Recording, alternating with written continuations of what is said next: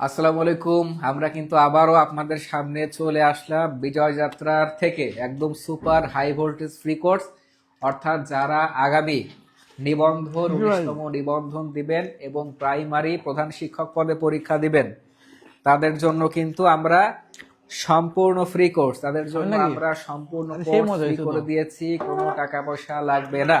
এবং এখানে আমাদের ফ্রি কোর্সের মধ্যে শুধুমাত্র ক্লাস নয়, ক্লাসের পাশাপাশি পরীক্ষাও ফ্রি, পরীক্ষার পাশাপাশি পিডিএফও ফ্রি। এবং যারা মনে করছেন যে ক্লাসটা আমি নিব কিনা, এটা মনে করা কিন্তু আবার কোনো কারণ নাই। আমাদের স্যার চলে এসেছেন, স্যার কিন্তু আর 1 মিনিটের মধ্যে আমাদের ক্লাসটি শুরু করে দিবেন। প্রথমে আপনাদের যে কাজটি সবার করতে হবে, সে কাজটি সবাই দ্রুত করে ফেলেন। অর্থাৎ যারা যুক্ত হয়েছেন, আজকে খুবই ইম্পর্টেন্ট একটা টপিকের উপর ক্লাস হবে, বাংলাদেশের নদী। এবং আজকের ক্লাসটি যারা কি করবেন, শুরুতে যারা রিঅ্যাক্ট দিবেন, ক্লাস শেয়ার করে, যারা শেয়ার করে নাম লিখে জানাবেন, তারা আমাদের ক্লাসটা শেষ হওয়ার সাথে সাথেই ফ্রি পিডিএফ পেয়ে যাবেন। এবং এই ফ্রি পিডিএফ এর উপরে এবং আজকের ক্লাসের উপরে আগামীকাল রাত 8টায় এক্সাম অনুষ্ঠিত হবে। আমাদের টার্গেট মাত্র 60 দিন। এই 60 দিনের মধ্যে আমরা চাকরির প্রিপারেশন একদম কমপ্লিট করব। দ্রুত ক্লাসটি শেয়ার করে অর্থাৎ রিঅ্যাক্ট এবং শেয়ার দিয়ে সবাই ডান লিখে জানাবেন। আমরা এখনই কিন্তু আমাদের ক্লাসটি শুরু করে দিব। আমাদের স্যার চলে এসেছেন এবং আমরা এখনই ক্লাসটি শুরু করে দিব ইনশাআল্লাহ। একটু কমেন্টস করে জানাবেন। আমরা জানি সারা বাংলাদেশ থেকে আমাদের এই পেজে 2,65,000 শিক্ষার্থী আমাদের এই ফ্রি কোর্স আপনারা কে যুক্ত আছেন, একটু আপনারা দ্রুত কমেন্টস করে জানাবেন। এবং আবার আজকের ক্লাসটি মহা গুরুত্বপূর্ণ এবং আজকের ক্লাস হচ্ছে বাংলাদেশের নদ-নদী, যেখান থেকে নিবন্ধন এবং প্রাইমারি প্রধান শিক্ষক পদে পরীক্ষায় কিন্তু প্রশ্ন থাকবেই। তো যারা যুক্ত হয়েছেন একটু দ্রুত আমাদের ক্লাসটি শেয়ার এবং রিঅ্যাক্ট দিয়ে ডান লিখে জানাবেন। আচ্ছা, আমরা দেখতে পাচ্ছি অসংখ্য শিক্ষার্থী যুক্ত হয়েছেন এবং আপনাদের মনে করে দিচ্ছি যে আমাদের সিস্টেম এভাবে। আজকে আমাদের টপিক বাংলাদেশের নদ নদী। এই টপিকের ক্লাসের পরপরই যারা ক্লাসটি শেয়ার করবেন এবং রিঅ্যাক্ট দিবেন, ক্লাস শেষ হওয়ার পরপরই পিডিএফ দিয়ে দিব। এই পিডিএফটা আগামীকাল সারাদিন পড়বেন হোমওয়ার্ক হিসেবে এবং আগামীকাল রাত 8টায় এক্সাম দিবেন। এভাবে কিন্তু আমাদের এই ফ্রি কোর্সের ক্লাসগুলো চলবে। আচ্ছা, দেখতে পাচ্ছি নুসরাত জাহান যুক্ত হয়েছেন, সালাম জানিয়েছেন। আচ্ছা, শারমিন সুলতানা ইতিমনি, রেহানা আফরোজ রুমা, আচ্ছা দেখতে পাচ্ছি ফাতিমা আক্তার কাজল বরিশাল থেকে যুক্ত হয়েছেন। আচ্ছা, শেয়ার করি কিন্তু পিডিএফ কেন পাই না? গতকালই আমাদের পিডিএফ দেওয়া হয়েছিল ক্লাসের পরপরই। আপনি পেজে যান, আপনি পেজে গেলে কিন্তু আমাদের পিডিএফটা পেয়ে যাবেন ইনশাল্লাহ। আমাদের পিডিএফটা পেয়ে যাবেন। সব ক্লিয়ার দেখিনি, আমার কেবল শুরু করছি।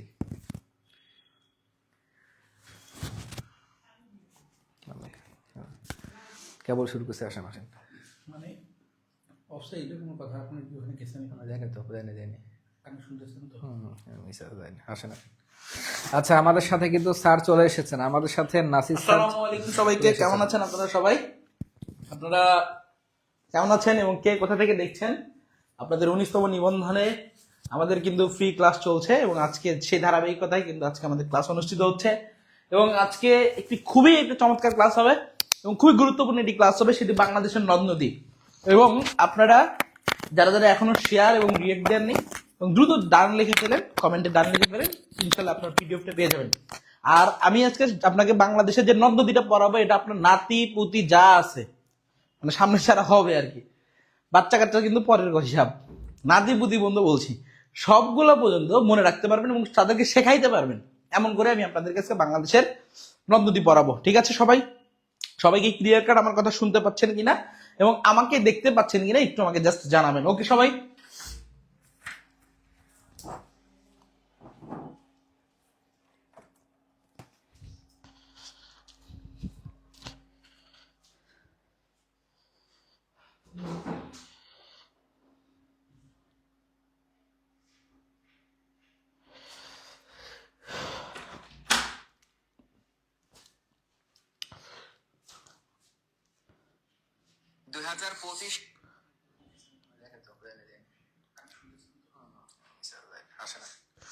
আচ্ছা, আমাদের সাথে কিন্তু স্যার চলে এসেছেন আমাদের সাথে।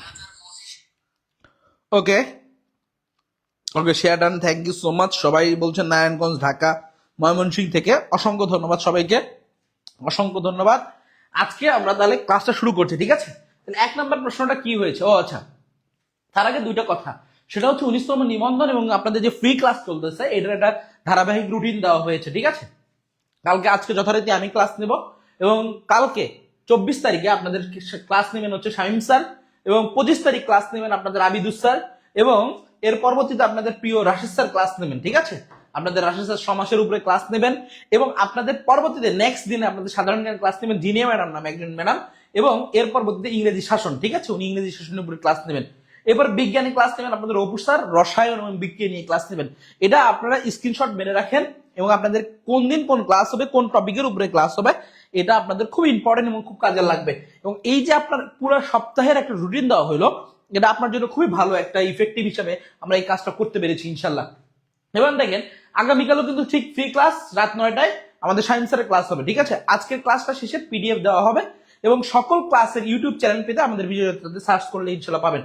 এখন আপনাদেরকে রিসেন্ট একটা আপনাদের 46তম বিসিএস এর একটা প্রশ্ন, সেটা হচ্ছে এই 46তম বিসিএস এর প্রশ্নটা বলছে যে বাংলাদেশের কোন নদী কার্প জাতীয় মাছ উৎপাদনে, বলছে কার্প জাতীয় মাছের রেণু উৎপাদনে প্রধান উৎস, ঠিক আছে?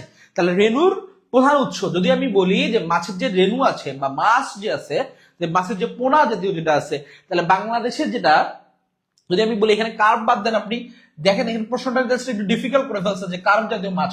আমরা একটা লাইন করেছিলাম সবাই, আমরা একটা লাইন করেছিলাম যে কি বাংলাদেশের বাংলাদেশের মৎস্য উৎপাদন, মৎস্য উৎপাদন উৎপাদনকারী ও একমাত্র মাছের পোনা চাষ, মাছের একমাত্র প্রাকৃতিকভাবে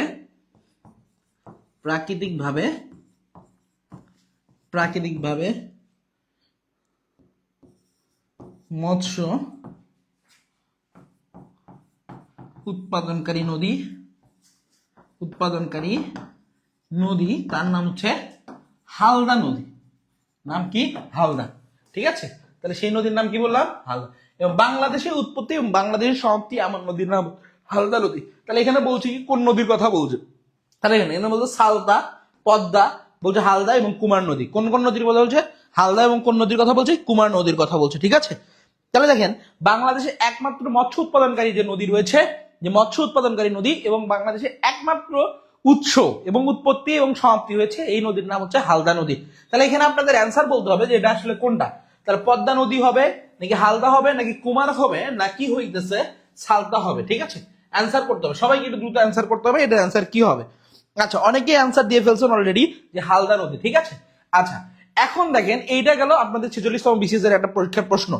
আমি আপনাদেরকে একটু জাস্ট শুধুমাত্র কয়েকটা জিনিস আপনাদেরকে একটু শেখাবো, সেটা হচ্ছে একবার একটু জাস্ট শুধুমাত্র একটু তাকাবেন। সেটা হচ্ছে যে আমরা একটু এর নদ নদীর একটু উৎপত্তি এবং উৎপত্তিগুলো সম্পর্কে একটু বিস্তারিত আলোচনা করব। একটা মিনিট জাস্ট একটু শুধুমাত্র সবাই একটু খাতা কলম নিয়ে বসবেন, সবাই একটু খাতা কলম নিয়ে বসবেন। আমি একটু জাস্ট নদীর উৎপত্তিগুলো এবং নদী কিভাবে প্রবাহিত হয়েছে এইগুলো একটু পড়াবো, ঠিক আছে? তাহলে লেখেন, সবাই একটু লেখেন বাংলাদেশের নদ নদী। কি লিখবেন বলুন তো? বাংলাদেশের নদ নদী। তাহলে বাংলাদেশের নদ ও নদী, ঠিক আছে? বাংলাদেশের নদ নদী। তাহলে বাংলাদেশের যদি নদ নদীর কথা বলি, এই বাংলাদেশের নদ নদী সেটা একটু ভালো করে ম্যাপটা একটু বুঝে নেন। ম্যাপটা পুরোটা বুঝতে পারলে ইনশাল্লাহ আপনি পুরোটাই মনে রাখতে পারবেন বাংলাদেশের নদ নদী সম্পর্কে। ক্লিয়ার সবাই? আচ্ছা, দেখেন যদি আমি একটা ম্যাপের একটা ইমাজিন করি যে এই নদীটার এখানে বাংলাদেশে যে প্রথম যে নদী রয়েছে এই নদীটার উৎপত্তি ঘটছে এইখান থেকে। এই নদীটার নাম হচ্ছে, ভারতের নাম হচ্ছে গঙ্গা। নাম কি? ভারতের নাম কি? গঙ্গা নদী। আর বাংলাদেশে ঠিক এই নদীটার নাম হচ্ছে পদ্মা নদী। নাম কি? পদ্মা নদী। নাম কি বললাম বলুন তো? পদ্মা নদী। তাহলে এই নদীটার নাম গঙ্গা, গঙ্গা নদী জাস্ট বাংলাদেশের চাঁপাইনবাবগঞ্জ জেলা দিয়ে প্রবেশ করছে, প্রবেশ করার সঙ্গে সঙ্গে এই নদীটার নাম হয়ে গেছে পদ্মা নদী। তাহলে এই যে বাংলাদেশের একটা নদী, সেই নদীর নাম পদ্মা নদী। তাহলে পদ্মা নদীর উৎপত্তি স্থল কোথায়? পদ্মা নদীর উৎপত্তি স্থল হিমালয়ের গাঙ্গোত্রী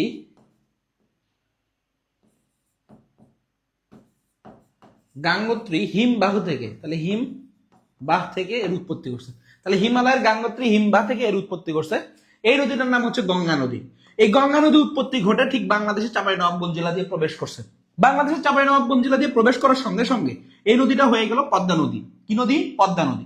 এখন দেখেন এই যে নদীটা বাংলাদেশে প্রবেশ করলো, চাঁপাইনবাবগঞ্জ রাজশাহী হয়ে প্রবেশ করে ফেলছে, এতটুকু বুঝতে পারছেন কিনা সেটা আমাকে বলেন। তাহলে গঙ্গা নদীর উৎপত্তি হলো হিমালয়ের গাঙ্গোত্রী হিমবাহ থেকে। তাহলে হিমালয়ের গাঙ্গোত্রী হিমবাহ থেকে এর উৎপত্তি করছে। তাহলে হিমালয়ের গাঙ্গোত্রী হিমবাহ থেকে এর উৎপত্তি করছে। ঠিক আছে?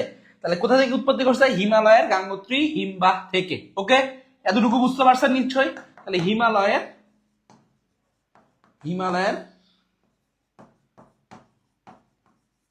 গাঙ্গোত্রী। ঠিক আছে, ওকে।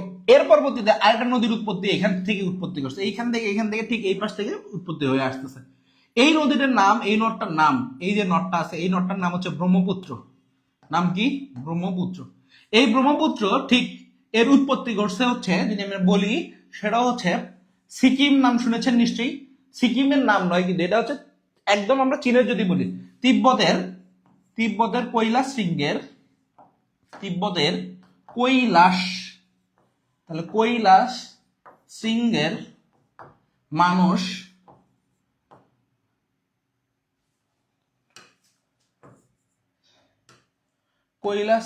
মানুষ সরোবর হ্রদ থেকে। তাহলে তিব্বতের কৈলাস শৃঙ্গের মানস সরোবর যে হ্রদ রয়েছে এই হ্রদ থেকে উৎপত্তি করছে। ঠিক আছে? তাহলে মানস সরোবর হ্রদ থেকে উৎপত্তি করছে। এই নদীটা ঠিক এইখান থেকে উৎপত্তি ঘটে, এইখান থেকে উৎপত্তি হয়ে বাংলাদেশের কুড়িগ্রাম জেলা দিয়ে প্রবেশ করছে। কোন জেলা?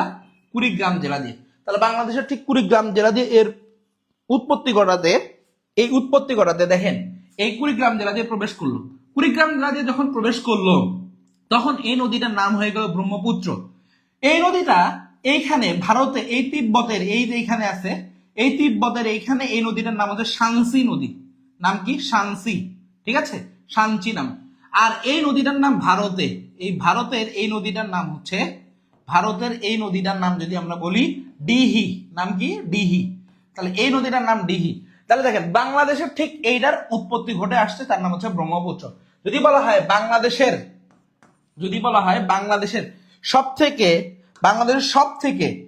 থেকে দীর্ঘ পথ অতিক্রান্ত নদের নাম কি? তাহলে বাংলাদেশের সবচেয়ে দীর্ঘতম পথ অতিক্রান্ত নদ। তাহলে অতিক্রান্ত নদ তার নাম কি? তার নাম হচ্ছে ব্রহ্মপুত্র। তার নাম কি? ব্রহ্মপুত্র নদ। ঠিক আছে? তাহলে বাংলাদেশের দীর্ঘ পথ অতিক্রান্ত নদের নাম হচ্ছে ব্রহ্মপুত্র। বাংলাদেশ ঠিক প্রবেশ করলো কোন জেলা দিয়ে? কুড়িগ্রাম জেলা দিয়ে। এই কুড়িগ্রাম জেলা দিয়ে প্রবেশ করার সঙ্গে সঙ্গে এই ব্রহ্মপুত্রটা এদিকে আসলো, আসার পরে ঠিক এখান থেকে আরেকটা নদীর উৎপত্তি ঘটছে। এই নদীটার নাম হচ্ছে তিস্তা। নাম কি? তিস্তা। তিস্তা নদীর উৎপত্তি ঘটছে সিকিমের পার্বত্য অঞ্চল থেকে। সিকিম। আপনারা নিশ্চয়ই ভারতের নাম শুনেছেন, এবং ভারতের যে সিকিম রাজ্য রয়েছে এই সিকিমের এখান থেকে এই অঞ্চল, যে পাহাড়ি অঞ্চল রয়েছে এখান থেকে তিস্তা নদীর উৎপত্তি ঘটছে। তিস্তা বাংলাদেশের লালমনিরহাট এবং নীলফামারী জেলা দিয়ে প্রবেশ করছে। কোন জায়গা? লালমনিরহাট আর নীলফামারী জেলা দিয়ে প্রবেশ করছে। লালমনিরহাট ও নীলফামারী জেলা দিয়ে প্রবেশ করার সঙ্গে সঙ্গে এই নদীটা সামনের দিকে অগ্রসর হইতেছে। খুবই ভালো কথা, সামনের দিকে আস্তে আস্তে একটা পর্যায়ের দিকে এখানে আসে মিলিত হয়েছে। যখন এই নদীটা এখানে এসে মিলিত হইলো তখন এই জায়গাটার নাম হচ্ছে চিলমারি। নাম কি বললাম? চিলমারি, কুড়িগ্রাম। ঠিক আছে? তাহলে চিলমারি কুড়িগ্রামে এসে মিলিত হইলো। কোন কোন দুইটা নদী মিলিত হইলো? একটা হচ্ছে ব্রহ্মপুত্র মিলিত হইলো, আর তিস্তা মিলিত হইলো। তিস্তা এবং ব্রহ্মপুত্র এসে মিলিত হয়েছে। ক্লিয়ার সবাই? তাহলে তিস্তা এবং ব্রহ্মপুত্র এসে মিলিত হয়েছে কোন জায়গায়? তিস্তা এবং ব্রহ্মপুত্র এসে মিলিত হয়েছে সেই জায়গাটার নাম হচ্ছে চিলমারি কুড়িগ্রাম। চিলমারি কুড়িগ্রাম, সবাই কি বুঝতেছেন? সবাই যদি বুঝে থাকেন তাহলে একটু আমাকে বলবেন যে তিস্তা, তাহলে তিস্তা এবং হচ্ছে ব্রহ্মপুত্র মিলিত হয়েছে কোথায়, একটু কমেন্টে জানান আমাকে। তাহলে তিস্তা এবং ব্রহ্মপুত্র মিলিত হয়েছে কোথায়, একটু আমাকে জানাবেন। এই দুটো যখন মিলিত অবস্থায় হইলো, হওয়ার থেকে এই নদীটা চলে যাবে এইদিকে, এই নদীটা চলে যাবে এদিকে, তখন এই নদীটা এদিকে যাওয়ার কথা, কিন্তু নদীর গাত পরিবর্তন করে পরবর্তীতে নদী এটা আস্তে আস্তে একটা পর্যায়ের দিকে এইখানে একটা হঠাৎ করে ভূমিকম্প হয় 1787 সালে, তৎকালীন সময় 1787 সালে এই ভূমিকম্পের ফলে নদীর তলদেশটা উল্টায়া যায়। যখন 1787 সালে নদীর তলদেশ উল্টায়া যায়, এই নদীটা যাওয়ার কথা থাকে এই দিকে, কিন্তু নদীটা তখন আর না গিয়ে পরবর্তীতে এই দিকে চলে যায়, ঠিক আছে। এখন এইখানে যে এই যে খালের মতো নদীর যে তলদেশটা আছে এটা উল্টায় গেছে, তখন এখানে একটা খাল সৃষ্টি হয়। এই খালটার নাম হচ্ছে পরবর্তীতে তৎকালীন সময়ে নাম দেওয়া হয় জোনাই খাল। নাম কি? জোনাই, ঠিক আছে। তাহলে জোনাই খাল, তাহলে জোনাই খাল যখন আছে, এই জোনাই খাল ভালো করে বোঝেন, জোনাই খাল থেকে এই খালের সৃষ্টি হইলো। এই খালটা বা এইখানটা এটা হচ্ছে বেসিক্যালি হয় হচ্ছে দেওয়ানগঞ্জে, জামালপুরে যে দেওয়ানগঞ্জ আছে, এই দেওয়ানগঞ্জে এই সমস্যাটা সৃষ্টি হয় বা এইখানে একটা ভূমিকম্প হয়, ঠিক আছে। ভূমিকম্পের পরবর্তী প্রেক্ষাপটে এর পরবর্তীতে এই জোনাই থেকে নাম পরিবর্তন হয়ে এই নদীটার নাম হয় যমুনা নদী। কি নদী? যমুনা নদী। তাহলে দেখেন পদ্মা এবং এই যমুনা এই দুইটা একটা পর্যায়ে এসে মিলিত হয়, একটা পর্যায়ে এসে মিলিত হয়। তাহলে পদ্মা এবং যমুনা এসে মিলিত হইলো এটা গোয়ালন্দ রাজবাড়িতে। তাহলে কোথায় ভাই বলুন তো? গোয়ালন্দ রাজবাড়ি। তাহলে গোয়ালন্দ কোন বাড়ি? রাজবাড়ি, ঠিক আছে। তাহলে গোয়ালন্দ রাজবাড়িতে এসে মিলিত হয়েছে, তাহলে পদ্মা এবং যমুনা। এখন প্রশ্ন হচ্ছে, একটু ভালো করে চিন্তা করেন, এই গোয়ালন্দ নদীতে এই পদ্মা এবং যমুনা যখন মিলিত হইল, দুটা নদী আইসে একটা জায়গায় এসে মিলিত হয়েছে, হওয়ার পরে তৎকালীন এটা একটা নদী, এটা একটা নদী, তাহলে দুইটা নদী একটা জায়গায় এসে মিলিত হয়েছে, তখন একটা নদীতে রূপান্তর করবে। যখন এইখানে মনে রাখবেন, যে নদীর স্রোত বেশি থাকে, যে নদীর শক্তি বেশি থাকে, সেই নদীটার নাম সামনের দিকে নামকরণ করা হয়। তাহলে এই নদীটার নামকরণ করা হবে পদ্মা নদী। নাম কি? পদ্মা নদী। বুঝতে পারছেন? তাহলে নদীর নামকরণ করা হবে কি? পদ্মা। বুঝতে পারছি? আচ্ছা, এতটুকু বুঝতে পারছেন কিনা আমাকে একটু জাস্ট বলবেন। সবাই একটু বলবেন এতটুকু বুঝতে পারছেন কিনা, সবাই একটু ক্লিয়ারলি বলবেন এতটুকু বুঝতে পারছেন কিনা। গোলাম রব্বানি বলছেন, একজন বলছে স্যার হাতে কি হয়েছে? ভাই হাত কেটে গেছে আর কি। ওকে, ঠিক আছে। এবার দেখেন এর পরবর্তীতে এইখান থেকে আমরা একটা নদীর উৎপত্তি বলি। নদীটা হচ্ছে এইখান থেকে পরবর্তীতে এইখানের নাম হচ্ছে বরাক নদী, ঠিক আছে। এই বরাক নদীর উৎপত্তি ঘটে এই দিকে। যদি আমি বলি যে বরাকের উৎপত্তি কোথায় ঘটে, বরাকের উৎপত্তি ঘটে হচ্ছে নাগা মণিপুরের লুসাই পাহাড় থেকে। নাগা মণিপুরের লুসাই পাহাড় থেকে এর উৎপত্তি ঘটে, ঠিক আছে। নাগা মণিপুরের লুসাই পাহাড়, এই লুসাই পাহাড় থেকে যখন এর উৎপত্তি ঘটে, এইখান থেকে এই বরাক নদীটাকে তখন বাংলাদেশের সিলেট জেলা দিয়ে প্রবেশ করে। যখন এই সিলেট জেলা দিয়ে প্রবেশ করলো, তখন এই জায়গাতে দুটা ভাগ হয়, এই নদী দুটা ভাগ হয়। একটার নাম হয় সুরমা। নাম কি? সুরমা। একটার নাম সুরমা, আর একটার নাম হয় হচ্ছে কুশিয়ারা। নাম কি? কুশিয়ারা। তাহলে সুরমা এবং কুশিয়ারা দুইটা ভাগে বিভক্ত হইলো। কোন নদী বিভক্ত হইলো ভাই? বরাক নদী বিভক্ত হইলো। তাহলে বরাক যে নদীটা আছে, এই নদীটা দুইটা ভাগে বিভক্ত হইলো। এটার নাম হলো সুরমা, এটার নাম কুশিয়ারা। সুরমা এবং কুশিয়ারা যখন দুইটা ভাগে বিভক্ত হয়ে একটা জায়গায় আইসা মিলিত হইলো, একটা জায়গায় এসে মিলিত হইলো, এই জায়গাটার নাম হচ্ছে, এই জায়গাটার নাম হচ্ছে আজমেরিগঞ্জ হবিগঞ্জ। আজমেরিগঞ্জ। তাহলে আজমেরিগঞ্জ হবিগঞ্জ। আমি দ্রুত চেষ্টা করতেছি আপনাদেরকে পুরো ছকটা বোঝানোর জন্য, এবং এর পরবর্তীতে আমরা এমসিকিউ গুলো সলভ করবো, ঠিক আছে। কেউ চলে যায় না, আপনাকে আমি বলেছি এইটা পুরোটা বোঝানোর দায়িত্ব আমার। বুঝাতে পারছি? যারা আপনারা চাকরি পান না, কেন পান না, তার একটা কারণ আছে, স্ট্রং একটা লজিক আছে, সেটা হচ্ছে আপনাদের বেসিক অনেক দুর্বল। শুধুমাত্র আপনারা এমসিকিউ সলভ করেন, এমসিকিউ সলভ করে আপনারা জীবনও চাকরি পাবেন না, আমি আপনাকে গ্যারান্টি দিয়ে বলবো। আপনি শুধুমাত্র পরীক্ষা দিয়েই যাবেন, আপনার একটা চাকরিও হবে না। বেসিক স্ট্রং করবেন, আপনার চাকরি ইনশাল্লাহ হয়ে যাবে। আপনি বুঝে পড়েন, দেখবেন আপনার চাকরি ইনশাল্লাহ হয়ে যাবে। বুঝতে পারছেন? চাকরি পাওয়াটা খুবই ইজি, খুবই ইজি। খালি আপনাকে কি করতে হবে? বুঝে পড়াশোনা করতে হবে, পড়লেই পারবেন। ওকে, এবার দেখেন তাহলে হবিগঞ্জের আজমেরিগঞ্জ, তাহলে আজমেরিগঞ্জ হবিগঞ্জ ক্লিয়ার। এই দুটা নদী জায়গাতে এসে নদী মিলিত হইলো। এখন প্রশ্ন হচ্ছে কোন নদী মিলিত হইলো? সুরমা এবং কুশিয়ারা। এখান থেকে একটা নদীর নাম ধারণ করলো, এখান থেকে একটা নদী আসলো, সেই নদীটার নাম হচ্ছে কালনী নদী। নাম কি? কালনী নদী। নাম কি ভাই বলেন তো? কালনী। এখান থেকে একটা নদীর নাম আসলো, সেই নদীর নাম হচ্ছে কালনী নদী। নাম হচ্ছে কালনী। যাদের বাসা সিলেটের দিকে, হবিগঞ্জের দিকে, তারা লিখবেন কালনী নামে একটা ট্রেন আছে, কালনি নামে একটা ট্রেন আছে, আপনারা দেখবেন, বুঝতে পারছেন? আচ্ছা, এখন দেখেন এর পরবর্তীতে এই দিক থেকে একটা নদী আসার কথা ছিল, কিন্তু আসার কথা ছিল না। ওই যে এখানে ভূমিকম্প হইলো, হওয়ার কথা, ওইদিকে যাওয়ার কথা ছিল, কিন্তু জানি না। তাহলে এখন এই নদীটার নাম হচ্ছে পুরাতন ব্রহ্মপুত্র। নাম কি? পুরাতন ব্রহ্মপুত্র। এই পুরাতন ব্রহ্মপুত্র হচ্ছে বাংলাদেশের ময়মনসিংহ জেলাতে অতিবাহিত হয়েছে। প্রশ্ন হচ্ছে, এই পুরাতন ব্রহ্মপুত্র আর এইখান থেকে হঠাৎ করে নদীর বিকাশিত হয়ে থাকে, সেই নদীটার নাম হচ্ছে মেঘনা। নাম কি? মেঘনা। নাম কি বললাম? মেঘনা। নাম হচ্ছে মেঘনা। এই মেঘনা নদী, এই মেঘনা নদী আর এই পুরাতন ব্রহ্মপুত্র নদী আইসা একটা জায়গায় এসে মিলিত হয়। মেঘনা এবং পুরাতন ব্রহ্মপুত্র আইসা একটা জায়গায় এসে মিলিত হয়। এই জায়গাটার নাম হচ্ছে কিশোরগঞ্জের, যে কিশোরগঞ্জ রয়েছে সেই কিশোরগঞ্জের ভৈরব বাজার। তাহলে ভৈরব বাজার, তাহলে ভৈরব বাজার কিশোরগঞ্জ। ক্লিয়ার?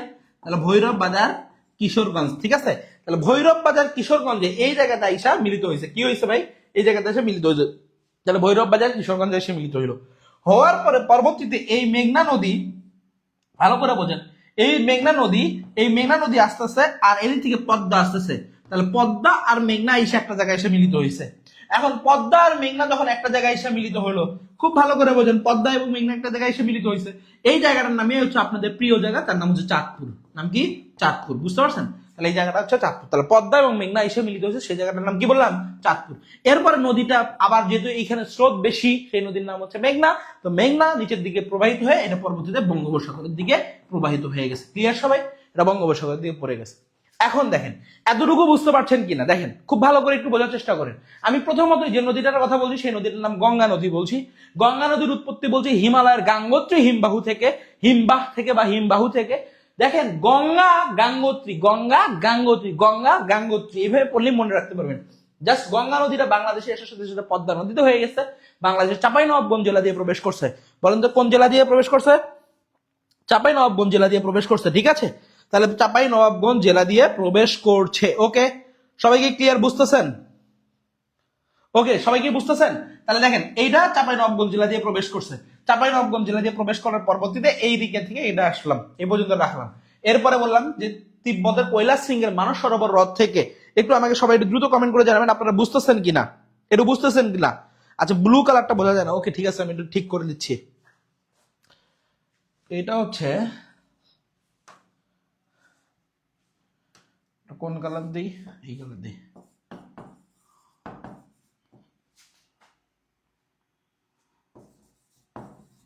ভৈরব বাজার কিশোরগঞ্জ, ঠিক আছে?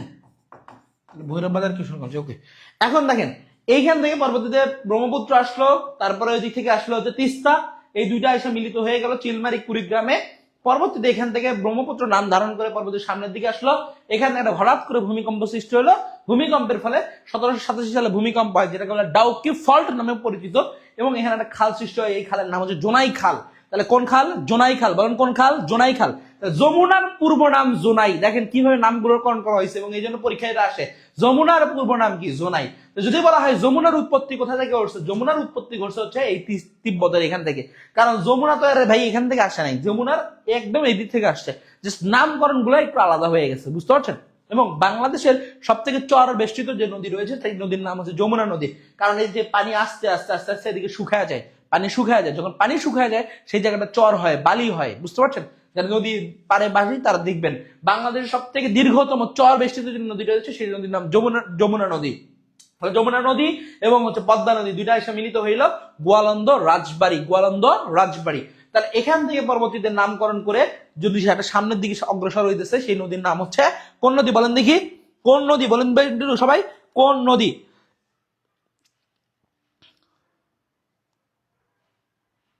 ওকে জি স্যার, বুঝছি বুঝছি বুঝছি। অনেকেই কিছুই বুঝতে পারছি না। একজন বলছেন তাসতিম ইসলাম তিশা, আলহামদুলিল্লাহ, মাশাআল্লাহ মাশাআল্লাহ।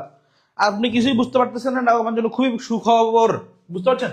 এখন দেখেন প্রথম থেকে যদি আমি বলি, এখন যদি আমি প্রথম থেকে বলতে চাই, একটু মনোযোগ দিবেন। যারা এতক্ষণ কিচ্ছু বোঝেন নাই, আমি আবার আপনাদের কাছে রিকোয়েস্ট করতেছি, আপনারা জাস্ট একটু, আমি জাস্ট দ্রুত এমসিকিউ গুলো করানোর জন্য আপনাদেরকে একটু তাড়াতাড়ি এই স্লটটা বোঝানোর চেষ্টা করতেছিলাম। ঠিক আছে, আমি দ্রুত করলো না, এবার আসতে বলতেছি, জাস্ট 2টা মিনিট আমার সাথে মনোযোগ দিবেন। সবাই মনোযোগ দেন, কেউ কমেন্ট করবেন না, কেউ কোনো কিছু করবেন না, জাস্ট আমার দিকে মনোযোগ দিবেন। সবাই রেডি তো? রেডি সবাই? ঠিক আছে, রেডি তো? ক্লিয়ার সবাই? সবাই রেডি? আচ্ছা, এবার আসেন। বললাম বাংলাদেশের একটা নদী, সেই নদীটার নাম পদ্মা। বাংলাদেশের সবচেয়ে দীর্ঘতম নদী পদ্মা নদী। পদ্মা নদী জাস্ট ভারতের নাম গঙ্গা। নাম কি? গঙ্গা। এই নদীটা উৎপত্তি হয়েছে হিমালয়, নাম শুনেছেন? হিমালয়ের গাঙ্গোত্রী হিমবাহ থেকে এর উৎপত্তি করছে। তাহলে প্রশ্ন হচ্ছে কোন নদীর উৎপত্তি করছে? গঙ্গা। গঙ্গা নদী।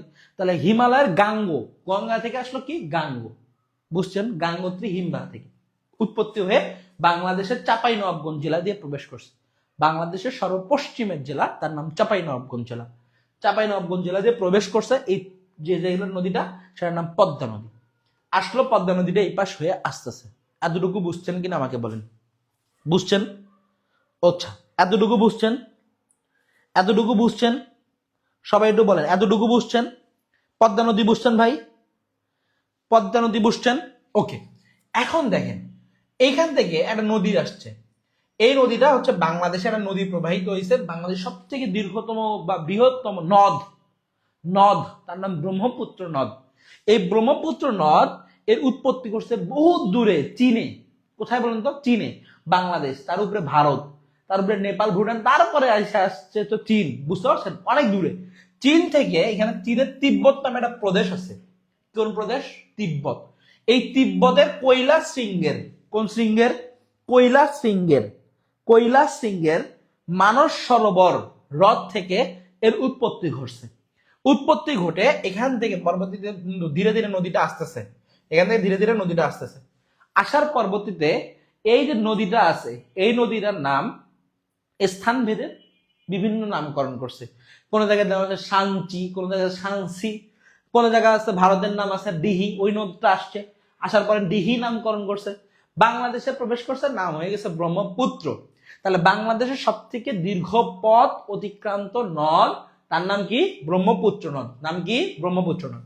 এই ব্রহ্মপুত্র বাংলাদেশের কুড়িগ্রাম জেলা দিয়ে প্রবেশ করছে। কোন জেলা ভাই? কুড়িগ্রাম। বলেন কোন জেলা? কুড়িগ্রাম জেলা দিয়ে প্রবেশ করছে।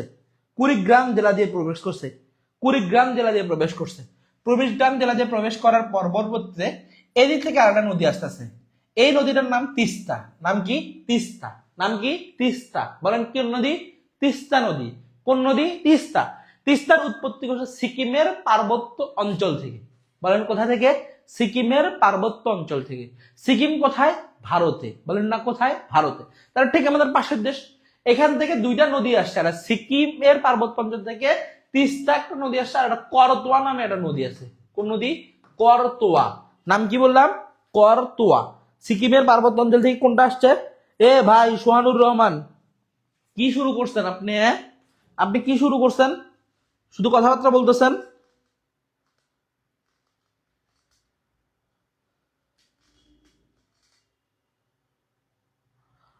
এখন দেখেন, এই যে তিস্তা আর এই যে করতোয়া, এই তিস্তা আর এই যে করতোয়া ভালো করে বোঝেন ভাই। এই যে তিস্তা এবং করতোয়া, এখান থেকে পরবর্তীতে একটা নদী আসার পরে এখানে মিলিত হইল। এই মিলিত হওয়ার জায়গাটার নাম হচ্ছে চিলমারি কুড়িগ্রাম। কোন মারি? চিলমারি কুড়িগ্রাম। বলেন কোন জায়গা? চিলমারি কুড়িগ্রাম। এখান থেকে এই চিলমারি কুড়িগ্রাম থেকে এখান থেকে একটা নদী আবার একটু সামনের দিকে অগ্রসর হয়েছে।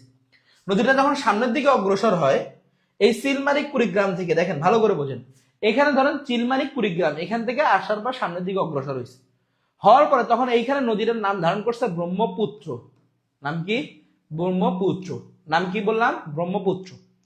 নাম ধারণ করার পর ঠিক এইখানে একটা নদীতে হঠাৎ করে এই জায়গাতে একটা ভূমিকম্প সৃষ্টি হয়। যখন ভূমিকম্পটা হয়, এই ভূমিকম্পটা হওয়ার পরে নদীর তলদেশটা থাকে এটা উল্টায়া যায়। নদীর তলদেশটা কি হয়েছে? উল্টায় গেছে। উল্টায় যায় নদীটা তখন এইদিকে যাওয়ার কথা ছিল, মানে এইদিকে যাওয়ার কথা ছিল, এইদিকে যাওয়ার কথা ছিল। এইদিকে না গিয়ে তখন নদীটা এই নিচের দিকে চলে যায়, মানে উল্টা পাশে চলে যায়, দক্ষিণের দিকে চলে যায়। যাওয়ার কথা ছিল পূর্ব দিকে, তা না গিয়ে চলে যায় কোন দিকে? দক্ষিণের দিকে। তখন এই যেহেতু যাওয়ার কথা ছিল, তাহলে এটার নাম পুরাতন ব্রহ্মপুত্র। প্রশ্ন হইতেছে ভাই কেন পুরাতন ব্রহ্মপুত্র? দেখেন ভাই, আপনার দাদা এবং আপনার বাবা, আপনার দাদার বাসায় আপনার বাবা জন্মগ্রহণ করছে, কিন্তু আপনি আইসা দেখেন আপনি ওটা অন্য জায়গায় জন্মগ্রহণ করছেন। ধরেন আপনি শহরে এসে জন্মগ্রহণ করছেন, বা আপনি ওই ঠিক ওই বাসাতেই জন্মগ্রহণ করছেন কিন্তু এখন থাকেন শহরে। তাহলে আপনার দেখবেন আপনাদের প্রত্যেকেরই একটা না একটা বলেন পুরাতন বাড়ি আছে। আছে কিনা বলেন তো? সবারই পুরাতন বাড়ি নামে একটা বাড়ি আছে। তার মানে ওই বাড়িতে আপনাদের দাদারা থাকতো, চাচারা থাকতো, জ্যাঠারা থাকতো, কিন্তু আপনারা এখন নতুন করে আবার বাড়িতে করছেন। ঠিক এই নদীটাও যাওয়ার কথা ছিল ওইদিকে, নদীটারও ওইদিকে মানে ধরেন স্রোত ছিল, কিন্তু নদীর যখন দিক পরিবর্তন হয়ে যায়, যখন খাল সৃষ্টি হয়, তখন দিক পরিবর্তন হয়ে অন্য দিকে চলে যায়। তখন এইখান থেকে এখানে যে জোনাই যে খাল, এখানে একটা খাল সৃষ্টি হয়। কি সৃষ্টি হয়? খাল। এই খালের নাম জোনাই খাল। নাম কি? জোনাই খাল। জোনাই খাল থেকে পরবর্তীতে এই নদীর নাম পরিবর্তন করে নাম হয় যমুনা। নাম হয় কি? যমুনা নদী। নাম কি? যমুনা নদী। কি নদী? যমুনা নদী। কি নদী? যমুনা নদী। কি নদী? যমুনা নদী। যমুনা নদী। যমুনা নদী। ঠিক আছে? আচ্ছা, এখান থেকে পরবর্তীতে এই যমুনা থেকে পরবর্তীতে এখান থেকে আসার পর পদ্মা, ওই যে আগের পদ্মা ছিল আর যমুনা ছিল, এই দুইটা এসে মিলিত হইলো একটা জায়গায়। কোন জায়গায় এসে মিলিত হয়েছে? এই জায়গায় এসে মিলিত হয়েছে। পদ্মা এবং যমুনা এসে যখন মিলিত হইলো, এই জায়গার নামে হচ্ছে গোয়ালন্দ রাজবাড়ি। বুঝতে পারছেন? এখন এই যে আমি আপনাদের দুটা কথা বলি, দুটা নদী, একটা হচ্ছে এই পাশের নদী, একটা এই পাশের নদী, দুটা নদী এসে একটা জায়গায় মিলিত হয়েছে। এখন যে নদীর স্রোত বেশি থাকবে, দুটা নদী মিলিত হয়েছে, দুটা নদী মিলিত হওয়ার পরে যে নদীর স্রোত বেশি থাকবে, ওই নদীটা সামনের দিকে অগ্রসর হবে। বুঝাইতে পারছি? বুঝছেন আমার কথাটা? আচ্ছা, এখন বোঝেন ভালো করে। নদী দুইটা, একটা পদ্মা, একটা যমুনা। একটা পদ্মা, একটা কি? যমুনা। এখন অনেকেই বলবে ভাই পদ্মা যমুনা মিলে কি নদী হবে? অনেকে বলবে ভাই মেঘনা নদী হবে। বোঝেন না আমার কথাটা? ধরেন এটা পদ্মা নদী, এটা পদ্মা নদী, আর এটা মেঘনা নদী। যদি দুটা মিলিত হয়, মিলিত হওয়ার পরে এখন এখান থেকে কি নদী হবে? অনেকেই বলবে, 90% মানুষই বলবে মেঘনা নদী হবে। ওরে ভাই আমার কথা শোনো, মেঘনা নদী কেন হবে? মেঘনা নদী কেমনে হবে? দুটা মানুষ মিলিত হওয়ার পরে ওখান থেকে কি ছাগলের বাচ্চা হয়? দুটা মানুষ মিলিত হওয়ার পরে কি ছাগল হয়? আজ পর্যন্ত কি কোনো শুনছেন কোন মেয়ের পেট থেকে, কোন মায়ের পেট থেকে ছাগল বের হইছে? না। কোন ছাগলের পেট থেকে আজ পর্যন্ত শুনছেন মানুষ বের হইছে? না, হয় নাই। হইছে? হয় নাই। এর থেকে আর ভাঙ্গার বলার মতো আমার কোনো ভাষা নেই। আমি আপনাদেরকে ভাঙ্গা ভাঙ্গা বলতেছি, যখন দুটা নদী হবে, এটা একটা নদী, এটা একটা নদী, দুটা নদী একটা জায়গায় এসে মিলিত হবে, তখন এই দুই নদীর থেকে যে কোনো একটা নাম হবে। দুটা নদীর থেকে, ধরেন দুইটা নদীর থেকে একটা নাম হবে, এই দুটার থেকেই হবে। আর এখানে থার্ড পার্সন কোনো নদী হবে না। বুঝাতে পারছি? এখন যেমন ঠিক মানুষের পেট থেকে মানুষেরই বাচ্চা বের হয়, ঠিক তেমনি ভাবে দুটা নদীর থেকে ওই দুটা নদীর একটা নাম আসবে। এখন আরো ভালো করে ক্লিয়ার করে বলি, আমি যে হইছি এটা আমার বাবা অথবা মায়ের কোনো একটা কারণে, মানে ধরেন কোনো একটা, ধরেন তাদের মতো আকার আকৃতিতে হইছি। আমার কথা বুঝতে পারছেন? তাদের মতো দেখতে হইছি, এইরকম আর কি ব্যাপারটা। তো ব্যাপারটা হইতেছে দুইটা যখন নদী একটা জায়গায় মিলিত হবে, তখন সামনের দিকে যে নদীটা হবে, এই নদীটার নাম হবে পদ্মা নদী। তাহলে পদ্মা আর যমুনা মিলিত হয়েছে, তাহলে স্রোত বেশি কার, শক্তি বেশি কার? পদ্মার। তাহলে নাম হবে কি? পদ্মা নদী। বুঝতে পারছেন আমার কথা? তাহলে হবে কি বলেন তো? পদ্মা নদী। আচ্ছা, এখন দেখেন, ওকে পাইছেন? আচ্ছা, এরপরে দেখেন, পরবর্তী দেখেন, এর পরবর্তীতে এখান থেকে আবার আসেন। এখানে নাম, নদীর নাম বললাম বরাক। নাম কি? বরাক। এই বরাক নদী, এইটা উৎপত্তি করছে নাগা মণিপুর। ভারতের নাগাল্যান্ড এবং মণিপুর রাজ্য আছে দুইটা। নাগাল্যান্ড আর কি আছে? মণিপুর রাজ্য। এই নাগাল্যান্ড এবং মণিপুর রাজ্য থেকে এর উৎপত্তি ঘটছে। উৎপত্তি ঘটাতে পরবর্তীতে এই যে বরাক নদীটা আছে, বরাক কি নাম? বরাক। তাহলে বরাক নদীর উৎপত্তি নাগাল্যান্ড এবং মণিপুর রাজ্যের লুসাই পাহাড় থেকে।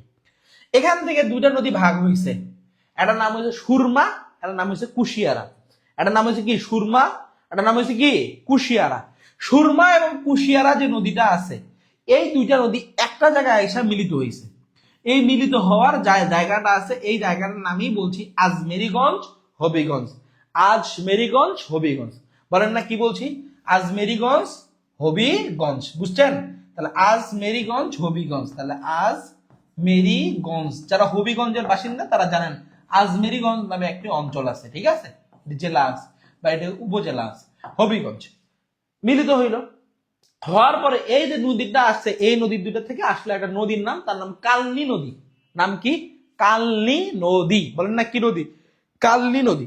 এই কালনী নদী থেকে পরবর্তীতে এদিকে পুরাতন ব্রহ্মপুত্র আর এই কালনী দুইটা মিলে একটা জায়গা দিয়ে সামনের দিকে অগ্রসর হয়েছে, সেটার নামই হইতেছে পরবর্তীতে মেঘনা। এবং এই দুটা নদী মিলিত হওয়ার পরে সেটা হচ্ছে ভৈরব বাজার, কিশোরগঞ্জে। ঠিক আছে, এরপরে মেঘনা নদী আর এই পদ্মা নদী দুইটা মিলিত হওয়ার পরে হয়েছে চাঁদপুরে। বলেন কোথায়? চাঁদপুরে। বুঝতে পারছেন?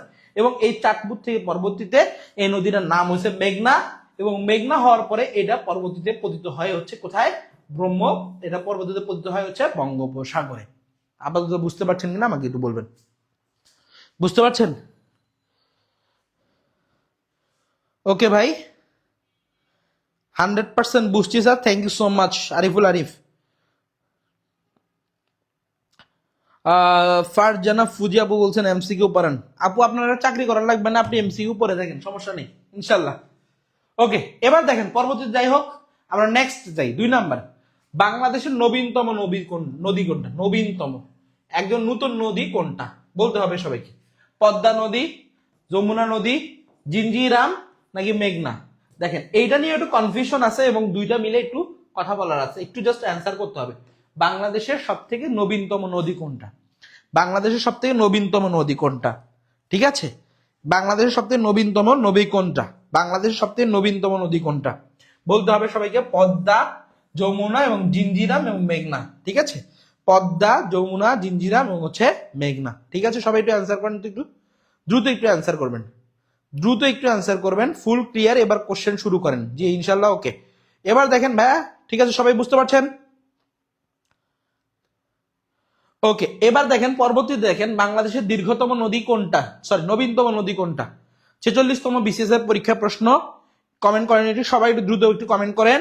সিনথিয়া বলছেন 2 এর খ যমুনা। ওকে, সবাই একটু দ্রুত কমেন্ট করে ফেলেন তো একটু ভাই, সবাই একটু দ্রুত কমেন্ট করে ফেলেন যে কোনটা হবে, অ্যান্সার কোনটা হবে, অ্যান্সার কোনটা হবে। দ্রুত কমেন্ট করবেন, দ্রুত দ্রুত কমেন্ট করবেন যে আচ্ছা বাংলাদেশের দেখেন দুইটা বইয়ে দুইটা অ্যান্সার দেওয়া আছে, দুইটা বই, 2-3টা বইয়ে 2 রকমের অ্যান্সার দেওয়া আছে। কোন বইয়ে দেওয়া আছে বাংলাদেশের নবীনতম নদীর নাম যমুনা নদী, আবার কোন বইয়ে দেওয়া আছে জিঞ্জিরাম নদী। ঠিক আছে, এখন আপনারা এটা অ্যান্সার করার চেষ্টা করেন কোনটা হবে। আচ্ছা, বাংলাদেশের অধিক চর বেষ্টিত নদী, তাহলে বাংলাদেশের অধিক চর বেষ্টিত নদী, তাহলে বাংলাদেশের অধিক চর বেষ্টিত নদী তার নাম কি বলেন তো? যমুনা। তাহলে বাংলাদেশের অধিক চর বেষ্টিত নদীর নাম কি? যমুনা। ক্লিয়ার? আচ্ছা, তাহলে বাংলাদেশের অধিক চর বেষ্টিত নদীর নাম কি? যমুনা। যদি বলা হয় যে ব্রহ্মপুত্রের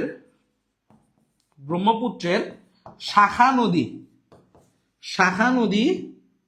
ব্রহ্মপুত্র শাখা নদী তার নাম কি? ব্রহ্মপুত্র শাখা নদী তার নাম হচ্ছে যমুনা। নাম কি? যমুনা। যমুনার পূর্ব নাম কি? যমুনার পূর্ব নাম জোনাই। যমুনার পূর্ব নাম কি? জোনাই। এই জোনাই খাল থেকেই পরবর্তীতে যমুনার নামকরণ করা হয় জোনাই। বুঝতে পারছেন? জোনাই থেকেই পরবর্তী নাম হয়ে যায় যমুনা। জোনাই থেকে নাম কি হয়ে যায়? যমুনা। ক্লিয়ার সবাই? তাহলে 2 এর অ্যান্সার হচ্ছে যমুনা। অ্যান্সার কি ভাই বলেন তো? যমুনা। ওকে, এবার দেখেন 3 নাম্বার অ্যান্সার দিবেন। 3 নাম্বার, কোন নদীটির উৎপত্তি স্থল বাংলাদেশে? কোন নদীটির উৎপত্তি স্থল? তাহলে আমি একটু আগে আপনাদেরকে বলেছিলাম বাংলাদেশের উৎপত্তি, বাংলাদেশের সমাপ্তি। তাহলে দেখেন বাংলাদেশেই উৎপত্তি, একটু দ্রুত অ্যান্সার করতে থাকেন, আমি ব্যাখ্যা দিয়ে থাকি। বাংলাদেশের উৎপত্তি ও বাংলাদেশের সমাপ্তি, উৎপত্তি ও সমাপ্তি নদীর নাম। ঠিক আছে, সমাপ্তি নদীর নাম হচ্ছে বাংলাদেশের উৎপত্তি ও বাংলাদেশের সমাপ্তি নদীর নাম কি? ওকে, আচ্ছা, বাংলাদেশের একমাত্র মৎস্য প্রজনন কেন্দ্র, তাহলে মৎস্য প্রজনন কেন্দ্র নদী। ঠিক আছে, মৎস্য প্রজনন কেন্দ্র নদী, বাংলাদেশের একমাত্র মৎস্য প্রজনন কেন্দ্র নদী, সেটার নাম কি?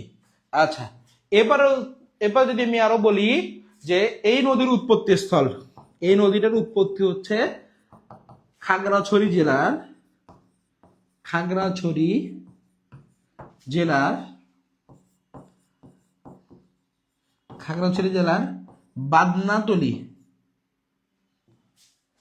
বাদনাতলি শৃঙ্গ থেকে।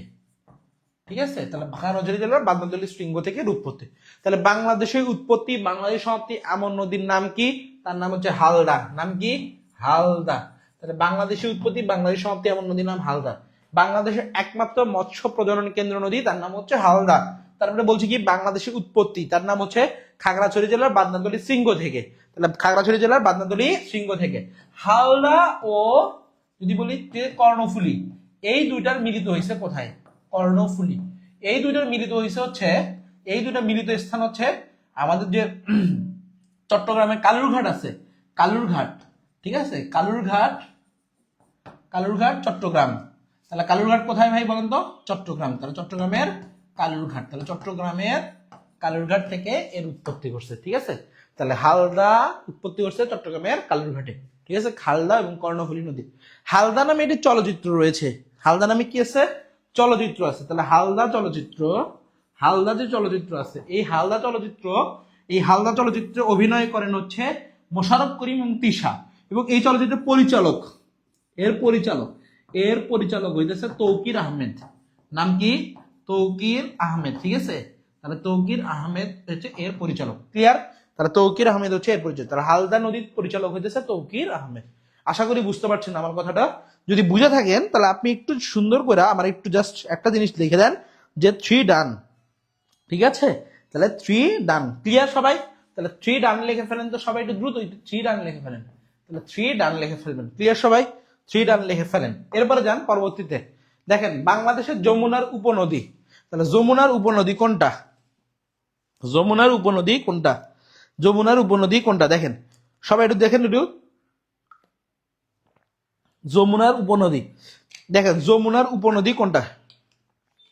যমুনার উপনদী কোনটা দেখেন, একটু সবাই একটু অ্যান্সার করেন, যমুনার উপনদী কোনটা? ক্লিয়ার? যমুনার উপনদী কোনটি? যমুনার উপনদী। একটা বলছে পদ্মা, একটা বলছে যমুনা, একটা বলছে খোয়াই, একটা বলছে বংশী। অ্যান্সার করতে হবে আপনাকে, এটা অ্যান্সার কোনটা হবে? বাংলাদেশে যদি আমি বলি যে যমুনা নদীর উপনদী, তাহলে এই উপনদী কোনটা হবে? পদ্মা হবে, যমুনা হবে, খোয়াই হবে, নাকি বংশী নদী হবে? যমুনার উপনদী। শাখা নদী এবং উপনদী দুইটা আলাদা আলাদা সেক্টর হিসেবে ভাগ করা হয়ে থাকে। সবাই দ্রুত অ্যান্সার করবেন যমুনার উপনদী কোনটা। আচ্ছা 4 নাম্বার, 4 নাম্বারটা একটু সবাই একটু দ্রুত অ্যান্সার করেন। 4 নাম্বারটা একটু সবাই দ্রুত অ্যান্সার করেন। হ্যাঁ 4 নাম্বারে একটু সবাই একটু দ্রুত অ্যান্সার করেন। সোহেলস ইংলিশ কর্নার থেকে বলছেন হালদা নদীর পরি অভিনয় করেন মোশাররফ করিম, মোশাররফ হোসেন না ভাই, মোশাররফ করিম আর তিশা। মোশাররফ হোসেন, আচ্ছা মোশাররফ করিম তো ওনার নাম। ওকে, এবার দেখেন 3 ডান, ওকে ডান, ঠিক আছে। সবাই একটু দ্রুত গতিতে আমাদের কি করবেন বলেন তো? 4 নাম্বার, 4 নাম্বার, 4 নাম্বারে অ্যান্সার করেন সবাই, একটু 4 নাম্বারে অ্যান্সার করেন। 4 নাম্বারে অ্যান্সার করেন সবাই। অ্যান্সার কি হবে? 4 নাম্বারে অ্যান্সার করেন। ওকে, অনেকে অ্যান্সার করতেছেন, 4 এ করতেছেন, অনেকে ডি বি বিউ করতেছেন, আবার অনেকে ডিউ করতেছেন। তাহলে অ্যান্সার কোনটা হবে? আচ্ছা অনেকেই বলতেছেন পদ্মা। তাহলে অ্যান্সার কি হবে? কোনটি যমুনার উপনদী? তাহলে কোনটি যমুনার উপনদী?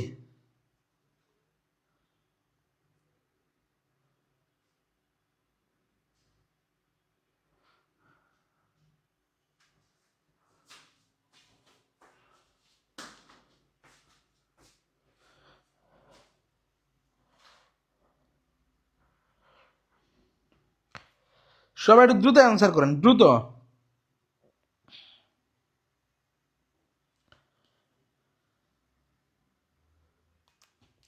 এটা কিন্তু 42তম বিসিএস এর পরীক্ষা আসছে, ঠিক আছে। অ্যান্সার ঠিক করতে হবে কিন্তু, এখানে অ্যান্সার বলতে হবে কোনটা যমুনার উপনদী, ঠিক আছে।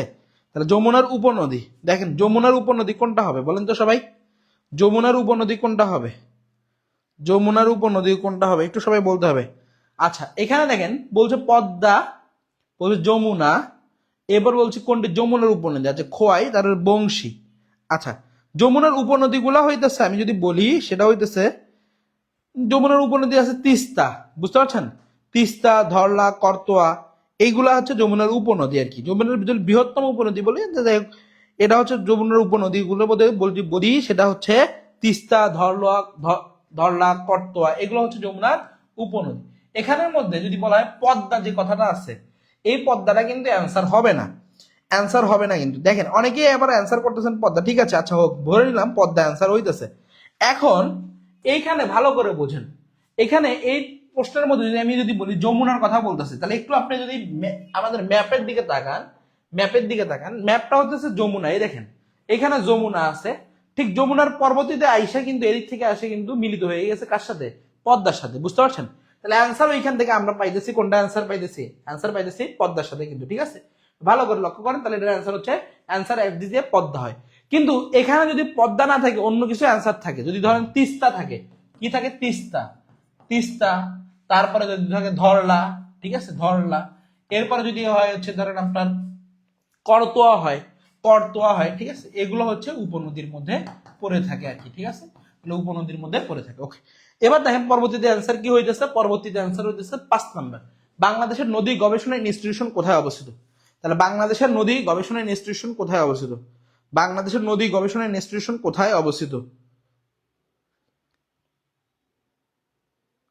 তাহলে বলতে হবে যে এইগুলো আপনাকে বলতে হবে যে বাংলাদেশের নদী গবেষণা ইনস্টিটিউশন কোথায় অবস্থিত?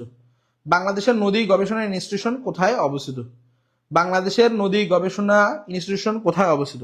সবাইকে একটু বলতে হবে যে বাংলাদেশের নদী গবেষণা ইনস্টিটিউশন কোথায় অবস্থিত? বাংলাদেশের নদী গবেষণা ইনস্টিটিউশন, দেখেন বাংলাদেশের নদী গবেষণা যে ইনস্টিটিউশন রয়েছে এটা বলছে নারায়ণগঞ্জ। দেখেন 30তম বিসিএস এর পরীক্ষায় প্রশ্ন আসছে, এছাড়াও জাহাঙ্গীরনগরে আসছে, এছাড়াও রাজশাহী বিশ্ববিদ্যালয়ে আসছে। বলছে কিরাম নাকি নারায়ণগঞ্জ, এরপর বলছে সিরাজগঞ্জ, এরপর বলছে ফরিদপুর, এবং এরপর বলছে চাঁদপুর। দেখেন দুইটা বিষয়ের উপরে আপনার নারায়ণগঞ্জকে যদি আমি বলি, নারায়ণগঞ্জে যদি বলা হয় বাংলাদেশের নদী বন্দর আছে, নদী বাংলাদেশের বৃহত্তম, যদি বলা হয় বাংলাদেশের বৃহত্তম নদী বন্দর, তাহলে বাংলাদেশের বৃহত্তম নদী বন্দর, তাহলে বাংলাদেশের বৃহত্তম নদী বন্দর সেটা হচ্ছে নারায়ণগঞ্জ। কোথায় ভাই বলুন তো? নারায়ণগঞ্জ। ক্লিয়ার? আর সিরাজগঞ্জ দিয়ে যমুনা নদী প্রবাহিত হয়েছে। কোন নদী? যমুনা নদী প্রবাহিত হয়েছে সিরাজগঞ্জ জেলা দিয়ে। আচ্ছা, এখন প্রশ্ন হচ্ছে ফরিদপুর আছে, তাহলে ফরিদপুর বলছে বাংলাদেশের নদী গবেষণা ইনস্টিটিউশন কোথায় অবস্থিত? তাহলে নদী গবেষণা ইনস্টিটিউশন কোথায় অবস্থিত? নদী গবেষণা ইনস্টিটিউশন অনেকে বলছেন ফরিদপুর, আবার অনেকে বলছেন চাঁদপুর। তাহলে অ্যান্সার কোথায় হবে? অ্যান্সার হচ্ছে ফরিদপুর। তাহলে অ্যান্সার কোথায়? অ্যান্সার হচ্ছে ফরিদপুর। তাহলে অ্যান্সার হচ্ছে কোথায় ভাই? ফরিদপুর। ঠিক আছে, তাহলে বাংলাদেশ নদী গবেষণা ইনস্টিটিউশন অবস্থিত ফরিদপুরে। বুঝতে পারছেন? তাহলে নদী গবেষণা ইনস্টিটিউশন কোথায় অবস্থিত? ফরিদপুরে। ওকে, আচ্ছা, এরপরে যান বাংলাদেশ টেকনাফ। টেকনাফ যে নদীটা রয়েছে এটা 29তম বিসিএস এর পরীক্ষায় প্রশ্ন আসছে যে টেকনাফ, দেখেন টেকনাফ যদি বলা হয় টেকনাফ কোন নদীর তীরে অবস্থিত, তাহলে টেকনাফ কোন নদীর তীরে অবস্থিত? অ্যান্সার করতে হবে সবাইকে একটু, টেকনাফ কোন নদীর তীরে অবস্থিত? সবাইকে একটু অ্যান্সার করতে হবে টেকনাফ কোন নদীর তীরে অবস্থিত। তাহলে টেকনাফ কোন নদীর তীরে অবস্থিত? অ্যান্সার করতে হবে সবাইকে টেকনাফ কোন নদীর তীরে অবস্থিত। তাহলে অ্যান্সার করতে হবে সবাইকে টেকনাফ কোন নদীর তীরে অবস্থিত। তাহলে অ্যান্সার করেন সবাই, টেকনাফ কোন নদীর তীরে অবস্থিত? টেকনাফ কোন নদীর তীরে অবস্থিত? টেকনাফ, টেকনাফ তার মানে বোঝেন, একটু জাস্ট ইমাজিন করেন, ধরেন বাংলাদেশ, এই বাংলাদেশের মধ্যে, এই বাংলাদেশের মধ্যে যদি আমি বলি যে ধরেন এইদিকে থেকে এদিকে লক্ষ্য করেন যে এইটা হইতেছে উত্তরবঙ্গ, উত্তরবঙ্গের মধ্যে এটা হচ্ছে পঞ্চগড়, তাহলে পঞ্চগড়, এটা পঞ্চগড়, আর এটা হচ্ছে কি, এটা কক্সবাজার, তাহলে এটা কক্সবাজার। তাহলে কক্সবাজার কোন দিকে আছে? প্রশ্ন হচ্ছে দক্ষিণের দিকে আছে। তাহলে দেখেন এদিকে অ্যান্সার কি পদ্মা হইতে পারে কিনা, আবার অ্যান্সার যমুনা হইতে পারে কিনা, আবার নাফ হইতে পারে কিনা, আবার হইতেছে মেঘনাও হইতে পারে কিনা। একটু ভালো করে একটু অ্যান্সার করার চেষ্টা করেন সবাই, সবাই একটু ভালো করে অ্যান্সার করার চেষ্টা করেন, সবাই একটু ভালো করে অ্যান্সার করার চেষ্টা করেন। বাংলাদেশ সবচেয়ে বেশি পাট উৎপাদিত হয়। মনিরা মিনা বলছেন যে কোথা থেকে ভাইয়া? ফরিদপুর থেকে। Thank you so much. আচ্ছা হ্যাঁ, সবাই একটু সঠিক অ্যান্সার করার চেষ্টা করছেন। দেখেন এই কক্সবাজার জেলা দিয়ে এদিক থেকে আমরা একটা নদীর নাম জানি, সেই নদীর নাম হচ্ছে নাফ নদী। তাহলে বাংলাদেশ ও মায়ানমারকে বিভক্তকারী যে নদী তার নাম হচ্ছে নাফ নদী। নাম কি? নাফ নদী। আচ্ছা, এই নাফ নদীর দৈর্ঘ্য হচ্ছে 56 কিলোমিটার। কত কিলোমিটার? 56 কিলোমিটার। তাহলে বাংলাদেশ ও মায়ানমারকে বিভক্তকারী নদীর নাম কি? নাফ নদী। এই নাফ নদী হচ্ছে 56 কিলোমিটার। আচ্ছা, এখানে আর একটা ইনফরমেশন আপনাদেরকে জানায় রাখি, বাংলাদেশের আন্তঃসীমান্ত নদী, বাংলাদেশের আন্তঃসীমান্ত, তাহলে বাংলাদেশের আন্তঃসীমান্ত নদী হইতেছে 57টা। বলেন তো কয়টা? 57টা। এদের মধ্যে দুইটা ভাগে বিভক্ত করা হয়, একটা হচ্ছে ভারত আর এটা হচ্ছে মায়ানমার। যেহেতু আমাদের পার্শ্ববর্তী দেশ হইতেছে কয়টা? দুইটা, একটা হচ্ছে ভারত আর একটা হচ্ছে মায়ানমার। তো ভারত যেহেতু আমাদের 3 পাশে অবস্থিত, এই জন্য হচ্ছে ভারতের সাথে আছে 54টা, আর মায়ানমারের সাথে আছে কয়টা? 3টা। ঠিক আছে, এই 3টা নদীর মধ্যে একটা হচ্ছে নাফ, এটার নাম হচ্ছে সাঙ্গু, আর এটার নাম হচ্ছে মাতামুহুরি। নাম কি? মাতামুহুরি। ঠিক আছে, নাফ, সাঙ্গু এবং মাতামুহুরি, এই 3টা নদী। তাহলে এই 3টা নদীরই হচ্ছে একটা। তার মানে নাফ নদীটা আমি যদি বলি বাংলাদেশের কক্সবাজার জেলার মধ্যে দিয়ে অতিবাহিত করছে। ওকে, সবাই সঠিক অ্যান্সার করছেন, তাহলে সঠিক অ্যান্সার হচ্ছে নাফ নদী। ক্লিয়ার সবাই? সবাই কি ক্লিয়ার বুঝতে পারছেন? যাক আলহামদুলিল্লাহ, সবাই ক্লিয়ার, সবাই বুঝতে পারছেন। ওকে, ঠিক আছে ভাই। এবার তাহলে দেখেন আমরা হচ্ছে যদি নেক্সট কোশ্চেনে যাই। নেক্সট কোশ্চেনে দেখেন একটু সবাই একটু নেক্সট কোশ্চেন বলছে বাংলাদেশের সুরমা এবং কুশিয়ারা। দেখেন এটা বাংলাদেশের কি বলছে ভাই, সুরমা এবং কুশিয়ারা। তাহলে দেখেন বাংলাদেশের কোথায় সুরমা ও কুশিয়ারা নদী মিলিত হয়ে মেঘনা নাম ধারণ করে। তাহলে দেখেন বাংলাদেশের সুরমা ও কুশিয়ারা নদী মিলিত হয়ে তাহলে কোথায় নদীর নাম ধারণ করে, ক্লিয়ার? তাহলে বাংলাদেশের সুরমা ও কুশিয়ারা, ভালো করে বোঝেন, সুরমা এবং কুশিয়ারা নদী মিলিত হয়ে মেঘনা নাম ধারণ করছে। তাহলে সুরমা ও কুশিয়ারা নদী মিলিত হয়ে, একটু ভালো করে লক্ষ্য করেন এদিকে যদি একটু দেখাতে পারি, সেটা হচ্ছে এই নদীটা এই যে এদিকে আছে, এইদিকে দেখেন লক্ষ্য করেন,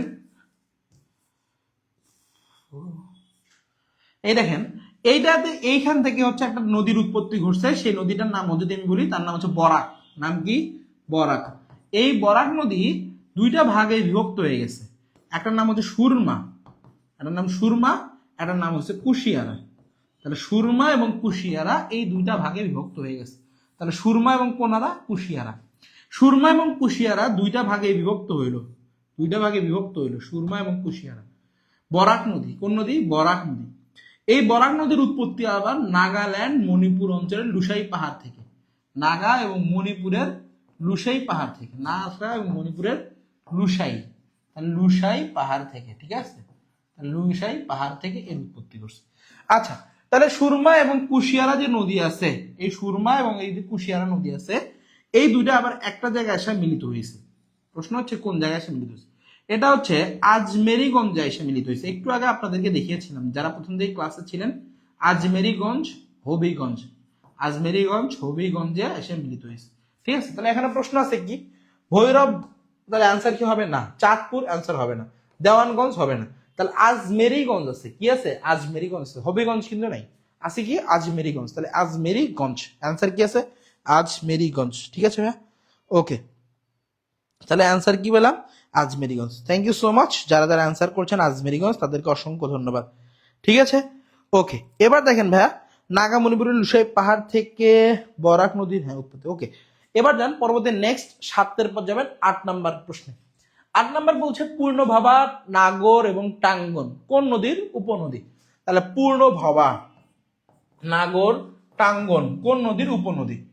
এবং এইটা শুধু একটা বিসিএসে আসেনি, এটা আসছে 14তম বিসিএস এবং 25তম বিসিএস আসছে, এবং মন্ত্রণালয়েরও পরীক্ষা আসছে যে 22তম কর্মকর্তা হিসেবে, ঠিক আছে? এটা খুবই গুরুত্বপূর্ণ এবং এখান থেকে ইনশাল্লাহ আপনারা একটু চেষ্টা করেন পারেন কিনা। দেখেন পূর্ণভবা, নাগর এবং টাঙ্গন কোন নদীর উপনদী? তাহলে কোন নদীর উপনদী? সবাই একটু অ্যান্সার করতে হবে, পূর্ণভবা, টাঙ্গর এবং হচ্ছে কোন নদীর উপনদী?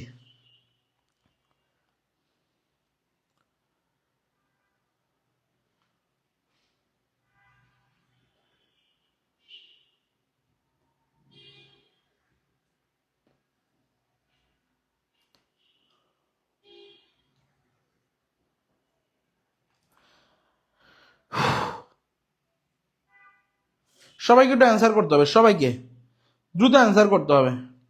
পূর্ণভবা, টাঙ্গন এটা কোন নদীর উপনদী? ওকে, আচ্ছা এইটা হইতেছে যদি আমরা বলি, এই যে এই নদীটার কথা বললাম পূর্ণভবা, টাঙ্গন, এইগুলো হচ্ছে কোন নদী বলেন তো? সবাই একটু কমেন্ট করেন, সবাই দ্রুত গতিতে একটু সবাই কমেন্ট করবেন, সবাই একটু দ্রুত গতিতে কমেন্ট করবেন এটা কোন নদী। আচ্ছা, একজন বলছে 8 নাম্বারে বলছেন ভৈরব। ভাই এটা ভৈরব হবে না, এটা ভৈরব হবে না। অ্যান্সার এখানে কি বলছে? পূর্ণভবা, নাগর এবং টাঙ্গন, এই নদীটা হইতেছে মহানন্দা নদী। কোন নদী? মহানন্দা। তাহলে এটার অ্যান্সার হচ্ছে ক নাম্বার, তাহলে অ্যান্সার কি? মহানন্দা, ঠিক আছে? তাহলে মহানন্দা নদীর এর উৎপত্তি। দেখেন 4টা নদী আছে, একটা হচ্ছে মহানন্দা, এটা হচ্ছে পূর্ণভবা, নাগর এবং টাঙ্গন এবং আত্রাই, বুঝতে পারছেন? এই 4টা নদী বাংলাদেশ থেকে ভারতে গিয়ে পুনরায় বাংলাদেশে প্রবেশ করেছেন। তাহলে এই 4টা নদী বাংলাদেশ থেকে ভারতে গেছেন, গিয়ে পুনরায় বাংলাদেশে প্রবেশ করেছেন। তাহলে এগুলো হচ্ছে মহানন্দা নদীর হচ্ছে এই কোন নদীর উপনদী? তাহলে মহানন্দা নদীর হচ্ছে উপনদী, বুঝতে পারছি? তাহলে এটা ইনশাল্লাহ এটা খুবই গুরুত্বপূর্ণ, এটা অ্যান্সার ঠিক করতে হবে। তাহলে এটা অ্যান্সার হচ্ছে কি? মহানন্দা। ওকে, এবার যান 9 নাম্বার কোশ্চেনে। 9 নাম্বার কোশ্চেনে বলছে বাঙালি ও যমুনা নদীর সংযোগ কোথায়? তাহলে বাঙালি এবং যমুনা নদীর সংযোগ কোথায়? এই যে একটু আগে আপনাদেরকে যে পড়াইলাম, পড়ানোর মাঝখানে দেখেন দুইটা জিনিস কিন্তু আপনাদের খুব দ্রুত পড়ানোর কারণে মিস্টেক করে ফেলছে। একটা হচ্ছে বাঙালি এবং যমুনা নদী, এই দুইটা খুবই গুরুত্বপূর্ণ এবং প্রতি বছর একটা না একটা পরীক্ষায় আমি যখন এই প্রশ্ন দেখি সলভ করি তখন দেখি এইখানে প্রশ্ন আসে। প্রশ্ন হচ্ছে বাঙালি নদী অবস্থিত কোথায়? বাঙালি নদী অবস্থিত বগুড়া জেলায়। আর যমুনা ঠিক তার পাশের দিকে আছে। একটু যদি ভালো করে লক্ষ্য করেন, ধরেন আমরা যদি একটু বাংলাদেশের ম্যাপটা একটু অঙ্কন করার চেষ্টা করি, সেটা হতে একটু লক্ষ্য করেন, এই যে নদীটা আছে, ধরেন এদিক থেকে আসতেছে, এদিক থেকে আসতেছে, ধরেন এই যে এখান থেকে আসতেছে, এখান থেকে তো আসছে হচ্ছে যে আমাদের ব্রহ্মপুত্র নদ। ব্রহ্মপুত্র নদ আসার পরে তারপর ঠিক এইখান থেকে আসছে হচ্ছে যমুনা, না না, এদিকে আছে যমুনা, তাহলে এখান থেকে আসার পরে এইদিকে আসছে যমুনা। এখন এই যমুনা নদী আর ঠিক এদিকে আছে, তার এই পাশে আসছে হচ্ছে বাঙালি নদী। এই বাঙালি নদীও এদিকে উৎপত্তি আসছে, বুঝতে পারছেন? বাঙালি নদী, এই বাঙালি নদী বগুড়া জেলার দিকে অবস্থিত বাঙালি নদী। তাহলে এইখান থাকার পর তার পরবর্তীতে বলছে এই দুইটা নদী আইসা মিলিত হয়েছে। তাহলে এখন প্রশ্ন হচ্ছে এই দুইটা নদী যখন মিলিত হইলো সংযোগ স্থল, তাহলে সংযোগ স্থলটা আলটিমেটলি কোন জায়গায়? বলতে হবে পাবনা, সিরাজগঞ্জ, রাজশাহী এবং বগুড়া। অ্যান্সার করতে হবে এটার অ্যান্সার। তাহলে অনেকেই অনেক অ্যান্সার দিচ্ছেন, অনেকেই অ্যান্সার দিচ্ছেন বগুড়া, আবার অনেকেই অ্যান্সার, এই ক্লাসের কি পিডিএফ পাবেন? হ্যাঁ অবশ্যই পাবেন। আচ্ছা, এরপরে বলছেন কি বগুড়া অ্যান্সার দিচ্ছেন অনেকে, অনেকে আবার পাবনা দিচ্ছেন, অনেকেই সিরাজগঞ্জ দিচ্ছেন। তাহলে অ্যান্সার কোনটা হবে একটু আমাকে সবাই একটু বলতে হবে। অ্যান্সার কোনটা হবে একটু সবাইকে বলতে, সবাই আমাকে বলতে হবে একটু। বাঙালি নদী এবং হচ্ছে কোন নদী বলেন তো? যমুনা নদী। তাহলে বাঙালি এবং যমুনা নদীর উৎপত্তি স্থল কোথায়?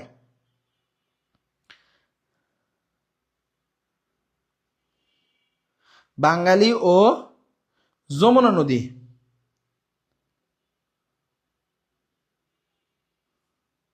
সংযোগস্থল কোথায়? ওকে, আচ্ছা এবার পাইছেন তাহলে নিশ্চয়ই।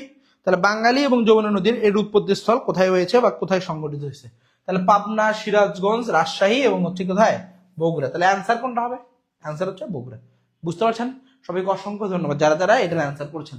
এবার যান নেক্সট কোশ্চেনে, 10 নম্বর। বাংলাদেশের নদীগুলোর মধ্যে সবচেয়ে দীর্ঘ পথ অতিক্রান্ত করেছে।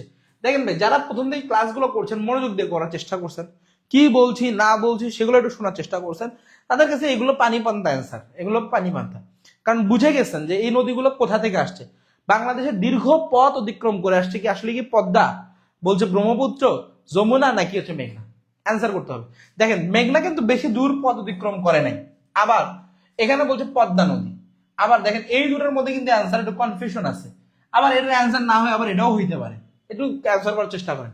বাংলাদেশের নদীগুলোর মধ্যে সবচেয়ে দীর্ঘ পথ অতিক্রম করেছে 24তম বিসিএস এর প্রশ্ন এবং 11তম বিসিএস এর প্রশ্ন। তাহলে বাংলাদেশের নদীগুলোর মধ্যে সবথেকে দীর্ঘ পথ অতিক্রম করেছে, তাহলে বাংলাদেশের নদীগুলোর মধ্যে সবথেকে দীর্ঘ পথ অতিক্রম করেছে কোন নদী? তাহলে অ্যান্সার করতে হবে বাংলাদেশের দীর্ঘতম নদী পথ অতিক্রান্ত করেছে, তাহলে কোন নদী? আচ্ছা, অনেকেই অ্যান্সার করছেন যে পদ্মা নদী, অনেকে অনেকে 90% অ্যান্সার করতেছেন পদ্মা নদী। ভাই ব্রহ্মপুত্র, পদ্মা। আচ্ছা আচ্ছা, অনেকেই বলতেছেন পদ্মা, অনেকেই বলতেছেন ব্রহ্মপুত্র। ওকে ভাই, এটার অ্যান্সার কি হবে একটু বলতে হবে সবাইকে। অনেকে অনেকে অনেকে অ্যান্সার করতেছেন, আল্লাহ কি অ্যান্সার করতেছে। আচ্ছা ঠিক আছে, অনেকে ভালো ভালো অ্যান্সার করতেছেন, সবাইকে ধন্যবাদ যারা যারা সঠিক অ্যান্সার করার চেষ্টা করতেছেন। আচ্ছা, বাংলাদেশের দীর্ঘতম পথ দেখেন, ধরেন এটা বাংলাদেশ, তার উপরে আছে ভারত, তার উপরে আছে নেপাল, তার উপরে আছে ভুটান, তার উপরে আছে চীন, চীনের আবার উপরে আছে পাশে পাশে প্রদেশ তিব্বত। তাহলে এখান থেকে এই তিব্বত থেকে, এই তিব্বতের কৈলাস সিংহের মানস সরোবর হ্রদ থেকে এখান থেকে হয়ে হয়ে হয়ে এখানে আবার আসছে। আবার পাশে যদি আমি আপনাদেরকে যদি শুধুমাত্র যদি বলি যে, শুধুমাত্র যদি বলি যে এখানে আমাদের হইতেছে কোন নদী আছে? পদ্মা নদী আছে। যদি বলি সহজে পদ্মা নদী, পদ্মা নদী এখানে বাংলাদেশের পাশে আছে ভারত, ভারতের পাশে এখানে বলছে নেপাল, নেপাল বা ভুটান, এখান থেকে যেটা বলেন নেপাল থেকে এখানে বলছে যে এটা থেকে আসছে, তার মানে তিনটা। তাহলে একটা দুটা তিনটা, কিন্তু এখানে দেখেন একটা দুটা তিনটা চারটা পাঁচটা থেকে কিন্তু উৎপত্তি করছে। তাহলে অধিক পথ যখনের কথা বলবে তখন নাম হবে কি বলেন তো? ব্রহ্মপুত্র। আর যদি বলা দীর্ঘতম নদী, শুধুমাত্র যদি বলা হয় দীর্ঘতম নদী, দীর্ঘতম নদী, তাহলে দীর্ঘতম নদীর ক্ষেত্রে যদি বলা হয় সেই নদীর নাম হচ্ছে কি? পদ্মা নদী। বুঝতে পারছেন? দীর্ঘতম বললে পদ্মা, আর অধিক পথ অতিক্রান্ত নদী হলে তার নাম কি বলেন তো? তার নাম হবে ব্রহ্মপুত্র। ওকে, সবাই কি ক্লিয়ার? বুঝতে পারছেন? 10 নাম্বার আমাদের আলহামদুলিল্লাহ শেষ হইলো। এবার আসেন 11 নাম্বার, সিলেট কোন জেলা? সিলেট। তাহলে সিলেট কোন নদীর তীরে অবস্থিত? সিলেট কোন নদীর তীরে অবস্থিত? বলছে সুরমা, তারপর বলছে রূপসা, বলছে আরিয়াল খা এবং চান্দানা। দেখেন অ্যান্সার করেন, সিলেট কোন নদীর তীরে অবস্থিত? সিলেট কোন নদীর তীরে অবস্থিত? আচ্ছা, যারা যারা আমার ক্লাস করতেছেন মোটামুটি অনেকের ভালো লাগছে, অনেকের ভালো লাগছে না, জানি না কেমন লাগতেছে আপনাদের। আপনারা আদৌ কি বুঝতে পারতেছেন কিনা বা বুঝাইতে পারতেছি কিনা, এটা সবচেয়ে বড় সমস্যা। দেখেন একটু চেষ্টা করতেছি আপনাদেরকে বোঝানোর জন্য। প্রথমে একটু তাড়াহুড়া করছি একটা কারণে, সেটা হচ্ছে একটু চাইতেছিলাম যে একটু আপনাদের ক্লাসটা যেন খুব বেশি মানে বেশি যেন বড় না হয়, আবার একটু চাচ্ছিলাম একটু তাড়াতাড়ি যেন আপনাদেরকে বোঝাইতে পারি, বুঝতে পারছেন? কিন্তু ওই যে অনেকেই প্রথমে আসছেন, কেউ মাঝখানে আসছেন, কেউ শেষে আসছেন, আয়সা দেখছেন একদমই আমার আটকারা শেষ, আয়সা বলতেছেন ভাই কিছুই বুঝতেছি না বা বুঝি নাই। চেষ্টা করছি আরো 2বার রিপিট করার জন্য, যেহেতু আপনারা অনেকেই বলছেন যে ভাই বুঝি নেই, এই জন্য রিপিট করছে। আবার অনেকেই বলছেন যে ভাই বুঝছি, তো একটু চেষ্টা করছি, যাদের লাস্ট পর্যন্ত বোঝানোর চেষ্টা করেছি। তো এখন আপনারা বলেন আমাকে, সিলেট কোন নদীর তীরে অবস্থিত? সিলেট সুরমাও আছে, আবার এদিকে রূপসাও আছে, আবার আরিয়াল খাও আছে, আবার চন্দনাও আছে। তাহলে অ্যান্সার করতে হবে আপনাদের কোনটা। তাহলে একটু বলতে হবে সুরমা আছে। আচ্ছা, অনেকেই বলছেন, আচ্ছা জুম্মা ইসলাম বলছেন ভালো লাগছে, থ্যাংক ইউ সো মাচ আপু। ওকে, এরপর বলছেন তাহলে এটা অ্যান্সার কি হবে? আচ্ছা, আমরা কিন্তু করেছিলাম সুরমা এবং কুশিয়ারা 2টা নদী আছে, যারা এদিক থেকে বারবার আপনাদেরকে দেখাচ্ছি, ধরেন সুরমা এবং কুশিয়ারা এই দিক থেকে, ধরেন এখান থেকে বরাক, সুরমা এবং কুশিয়ারা, তাহলে অ্যান্সার হচ্ছে কি সুরমা, বুঝতে পারছেন? অ্যান্সার কোনটা হবে? অ্যান্সার হচ্ছে সুরমা। ওকে, আচ্ছা, ওকে, এইটা হইতেছে মোটামুটি আমাদের অ্যান্সার গেল, সুরমা অ্যান্সার গেল। ওকে, সবাই কি বুঝতে পারছেন ইনশাল্লাহ? এরপরে দেখেন, পরবর্তীতে দেখেন পদ্মা এবং যমুনা নদী মিলিত হয়েছে কোথায়? খুবই গুরুত্বপূর্ণ, এগুলো আপনাদের বিসিএস এবং জবে এগুলো বেশি এসে থাকে, এবং নদ নদীর যেগুলো আসে এগুলো ইনশাল্লাহ প্রতি বছর একটা না একটা পরীক্ষা আপনাদের আসে। 2 দিন আগে আপনার প্রাইমারি পরীক্ষা দিলেন, প্রাইমারি পরীক্ষা তো নদী থেকে আসছে কিনা একটু মনে করতে পারতেছে না, কিন্তু যাই হোক পরীক্ষাগুলোতে যে বিভিন্ন প্রতি সপ্তাহে সপ্তাহে যেগুলো পরীক্ষা হয়, ঠিক আছে, প্রতি সপ্তাহে সপ্তাহে যেগুলো পরীক্ষা হয় ইনশাল্লাহ এগুলোতে একটা না একটা পরীক্ষা তো আসে, অবশ্যই আসে, ঠিক আছে। আচ্ছা, ফারজানা তমা বলছেন ভালো লাগছে, থ্যাংক ইউ সো মাচ। আচ্ছা, এবার আপনাদেরকে অ্যান্সার করতে হবে পদ্মা এবং যমুনা মিলিত হয়েছে কোথায়। তাহলে পদ্মা এবং যমুনা মিলিত হয়েছে কোথায়, এটা অ্যান্সার করতে হবে। ওকে, থ্যাংক ইউ সো মাচ। যারা যারা অ্যান্সার করতেছেন তাদেরকে অসংখ্য ধন্যবাদ। আপনারা বলতে হবে পদ্মা এবং যমুনা মিলিত হয়েছে কোথায়। চাঁদপুর, সিরাজগঞ্জ, গোয়ালন্দ নাকি ভোলা, বলতে হবে সবাইকে পদ্মা এবং যমুনা। তার মানে আপনাদেরকে একটু ইমাজিন করতে হবে যে আসলে কোথায় হবে এটার অ্যান্সার। দেখেন, আপনাদেরকে প্রথমে আমি যখন বুঝিয়েছিলাম তখন এইখানে যদি আপনি তাকান তাহলে দেখতে পারেন পদ্মা, এই যে পদ্মা নদী আর এই যে যমুনা নদী, তাহলে পদ্মা এবং যমুনা 2টা একটা জায়গায় এসে মিলিত হয়েছে, সেটার নাম হচ্ছে গোয়ালন্দ রাজবাড়ী। গোয়ালন্দ রাজবাড়ী, ঠিক আছে? তাহলে বলেন বুঝতে পারছেন কিনা? তাহলে গোয়ালন্দ রাজবাড়ী, দেখছেন একটু আগে যে বুঝাইলাম তার একটা ফলাফল নিশ্চিত আপনি পেয়ে গেছেন। তাহলে দেখেন বাংলাদেশের, যদি আমি বলি যে বাংলাদেশের পদ্মা এবং যমুনা নদী কোথায় মিলিত হয়েছে, তাহলে পদ্মা এবং যমুনা নদী মিলিত হয়েছে গোয়ালন্দ রাজবাড়িতে। গোয়ালন্দ রাজবাড়িতে, ক্লিয়ার? বুঝতে পারছেন সবাই? যাক, আলহামদুলিল্লাহ, অনেকে বুঝতে পারছেন।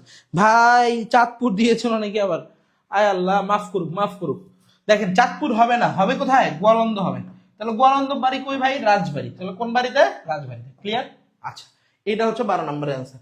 একটু তখন ওই সময় একটু যারা যারা কষ্ট করে একটু বোঝার চেষ্টা করছেন তাদের কাছে এখন এই প্রশ্নগুলো অনেক সহজ লাগতেছে, কারণ ওইটা বুঝতে পারলেই আপনার এগুলো প্রশ্ন একদম পানি পান্তার মতো, বুঝতে পারছেন? দেখেন এখানে বলতে তিস্তা নদীর উৎপত্তি স্থল, তাহলে তখন বলছিলাম তিস্তা নদী, তিস্তা নদীর কথা বলছিলাম, সিকিমের কথা বলছিলাম, তিস্তা থেকে 2টা নদীর, ওই সিকিম থেকে 2টা নদীর উৎপত্তি করছিলাম, এখান থেকে সিকিম থেকে, এখান থেকে ধরেন এখানে সিকিম, এখান থেকে এটার নাম বলছিলাম তিস্তা, আর এটার নাম কি বলেন তো? আর এটার নাম বলছিলাম কি বলেন, একটু বলতে হবে সবাইকে। তিস্তার কি বলেছিলাম? তিস্তা। আর হচ্ছে করতোয়া, সাবাস। তাহলে অ্যান্সার কি হতে? করতোয়া। তাহলে তিস্তা এবং করতোয়া, তাহলে অ্যান্সার হচ্ছে তিস্তা এবং করতোয়া, এই 2টা নদীর উৎপত্তি স্থল কোথায় থাকে। তাহলে এখন দেখেন এখানে বলছে তিব্বত, তো তিব্বত তো ভাই কোথায়? তিব্বত তো চীনে, চীনের একটা প্রদেশের নাম তিব্বত, না এটা অ্যান্সার হবে না। বলছে সিকিম, সিকিমে, হ্যাঁ সিকিম হইতে পারে। আবার বলছে ভুটান, ভুটান থেকে তো কোনো নদীর উৎপত্তি আমরা পাই নাই। এবার বলছে নেপাল, নেপাল থেকে ডিরেক্ট আমরা পাইনি, পাইনি কিন্তু পাইছি হিমালয়ের গাঙ্গোত্রী হিমবাহ থেকে, কিন্তু আমরা নেপাল সবার কথা দিয়ে পাইনি। তাহলে এই অ্যান্সার দুটো অবশ্যই হইতেছে না, এই অ্যান্সার দুটো কাটা হইতেছে। আবার তিব্বতেরটা যদি প্রশ্ন আসে, তাহলে তিব্বতেরটা আমাদের দাঁড়াইতেছে হচ্ছে ব্রহ্মপুত্র থেকে দাঁড়াইতেছে, বুঝতে পারছেন? আচ্ছা, তাহলে অ্যান্সার হইতেছে কি? সিকিম। তাহলে অ্যান্সার কি হইতেছে? সিকিম, বুঝতে পারছেন? তাহলে অ্যান্সার হচ্ছে সিকিম। আর 600 মানুষজন আমাদের সাথে আসানো ক্লাসে আছেন, সবাই একটু দ্রুত গতিতে, আমাদের নাসির স্যার নামে একটা পেজ আছে, সবাই একটু ফলো দিয়ে রাখবেন, ইনশাল্লাহ আপনাদের জন্য ভালো ভালো ভিডিও আপলোড করার চেষ্টা করব। আপনারা একটু নাসির স্যার পেজে একটু সবাই একটু ফলো দিয়ে রাখেন, নাসির স্যার নামে একটা পেজ আছে, একটু ফলো দিয়ে রাখেন, ঠিক আছে? সবাই একটু ফলো দিয়ে রাখেন, ইনশাল্লাহ আপনাদেরকে ওইখানে চেষ্টা করবো সবকিছু আপনাদেরকে ফ্রি দেওয়ার চেষ্টা করব। কাজ চলমান আছে, ইনশাল্লাহ একটু চেষ্টা করেন, একটু সবাই একটু ভাইকে একটু সহায়তা করেন, ঠিক আছে? নাসির স্যার পেজে একটু সবাই একটু, আমার নাম নাসির, শেখ মোহাম্মদ নাসির উদ্দিন আমার নাম। তো আমার একটা পেজ আছে, পেজের মধ্যে একটু সবাই একটু ফলো দিন, ঠিক আছে? যাদের ক্লাসটা ভালো লাগছে ইনশাল্লাহ তাদের সাথে আবার দেখা হবে কোনো একদিন। ওকে, এখন দেখেন এরপরে দেখেন আমাদের 13 পরে দেখবেন আপনার 14 নাম্বার, বাংলাদেশের সর্ববৃহত্তম কৃত্রিম জলাশয়। তাহলে কৃত্রিম জলাশয় কোথায় অবস্থিত? তাহলে বাংলাদেশের সর্ববৃহত্তম কৃত্রিম জলাশয় কোথায় অবস্থিত? তাহলে কৃত্রিম জলাশয় কোথায় অবস্থিত? ভাইয়া একদিন মিক্সড, আচ্ছা সার্চ দিলেই পাবেন, সুস্মিতা মজুমদার আপু, সার্চ দিলে আপনি বাংলায় লিখে সার্চ দেন তাহলেই পারবেন, বুঝতে পারছেন? বাংলায় লিখে জাস্ট নাসির স্যার লিখে সার্চ দেন, দেখবেন প্রথম যে পেজটা আসতেছে ওই পেজটাই। বাংলাদেশের সর্ববৃহত্তম কৃত্রিম জলাশয় কোথায় অবস্থিত? কৃত্রিম জলাশয়, তাহলে বলছে যে কৃত্রিম জলাশয় বলছে বগুড়া, দিনাজপুর, রাঙ্গামাটি নাকি সিলেট। দেখেন ভাই, কৃত্রিম জলাশয়ের কথা যখন বলবে, জলাশয়ের কথা যখন বলবে, ফলো করেছি আগুন স্যার, ফলো করি আগুন স্যার, আরশি জান্নাত মেঘবালিকা, অবশ্যই জিকে সবগুলো ক্লাসের টপিক ধরে, জিকে সবগুলো টপিক থেকে প্রশ্ন করলে ভালো হয়। ইনশাল্লাহ করবো। এখন আমাদের তো আমরা টপিক ধরে ধরে প্রশ্ন করছি ভাইয়া, নাহলে মাথা আপনার ঘুরে যাবে, বুঝতে পারছেন? টপিক ছাড়া পড়াইলে আপনার মাথা ঘুরে যাবে। আমি তো পড়াইতে পারবো কিন্তু আপনার মাথা ঘুরে যাবে। আচ্ছা, অনেক আগেই ফলো দিয়েছি স্যার, থ্যাংক ইউ। রিমা ইসলাম এবার বলছে আচ্ছা রেগুলার ক্লাস হয় নাকি? হবে আর কি, রেগুলার ক্লাস হয় না এখনো, হবে আর কি সামনে। ওকে, এখন দেখেন বাংলাদেশের সর্ববৃহত্তম কৃত্রিম জলাশয় কোথায় অবস্থিত? সেটা বলছে বগুড়াতে আছে, একটা বলছে দিনাজপুর, এটা বলছে রাঙ্গামাটি, এটা বলছে সিলেট। তাহলে এইটার কিন্তু অ্যান্সার কোনটা হবে? কৃত্রিম জলাশয় যখন কথা বলবে তখন অ্যান্সার হবে হচ্ছে কোথায়? রাঙ্গামাটি অ্যান্সার হবে। অ্যান্সার কোথায় হবে? রাঙ্গামাটি, বুঝতে পারছেন? তাহলে অ্যান্সার কোথায় ভাই? রাঙ্গামাটি। ওকে ওকে, তাহলে অ্যান্সার কোথায় হবে? রাঙ্গামাটি। ওকে ওকে, এর পরবর্তী দেখেন 14 পরে আমরা যদি আমরা বসি 15 নাম্বার, ভালো করে বোঝেন। 15 নাম্বার, বাংলাদেশ ও মায়ানমার সীমান্তে অবস্থিত কোনটি? তাহলে বাংলাদেশ ও মায়ানমার সীমান্তে অবস্থিত কোনটি? ভালো করে বোঝেন ভাই, বাংলাদেশ ও মায়ানমার সীমান্ত, তাহলে বাংলাদেশ ও মায়ানমার সীমান্তে অবস্থিত কোনটি? ঠিক আছে, তাহলে বাংলাদেশ ও মায়ানমার সীমান্তে অবস্থিত কোনটি? তাহলে বাংলাদেশ ও মায়ানমার সীমান্তে অবস্থিত কোনটি? ভালো করে একটু অ্যান্সার করার চেষ্টা করেন। তাহলে বাংলাদেশ ও মায়ানমার সীমান্তে অবস্থিত নদী কোনটি? তাহলে বাংলাদেশ ও মায়ানমার, তাহলে ওই যে আমরা তখন বলছিলাম নাফ, সাঙ্গু, মাতামুহুরি, ঠিক আছে, এগুলো বলছিলাম না? তাহলে নাফ, সাঙ্গু এবং মাতামুহুরি, অ্যান্সার কোনটা আছে আমরা দেখেন তো। তাহলে দেখেন বাংলাদেশ ও মায়ানমার সীমান্তে অবস্থিত কোনটি? এখানে বলছে কর্ণফুলী নদী, মাতামুহুরি নদী, নাফ নদী আর সাঙ্গু নদী। তাহলে এখানে এখানে দেখেন মায়ানমার সীমান্তে অবস্থিত নদী, তাহলে নদীর কথা বলছে, তাহলে অ্যান্সার কোনটা হবে বলেন? এটার একটু অ্যান্সার করার চেষ্টা করেন। বাংলাদেশ ও মায়ানমার সীমান্তে অবস্থিত নদীর নাম, নদী কোনটি?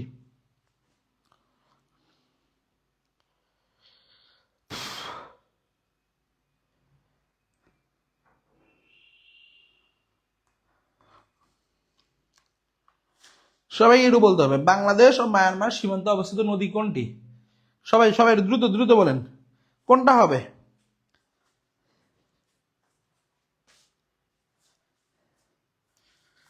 ওকে, এটার অ্যান্সার কি হবে? ও মাই গড, সবাই দেখি পাচ্ছেন। আচ্ছা, এটার অ্যান্সার হচ্ছে নাফ নদী। কোন নদী?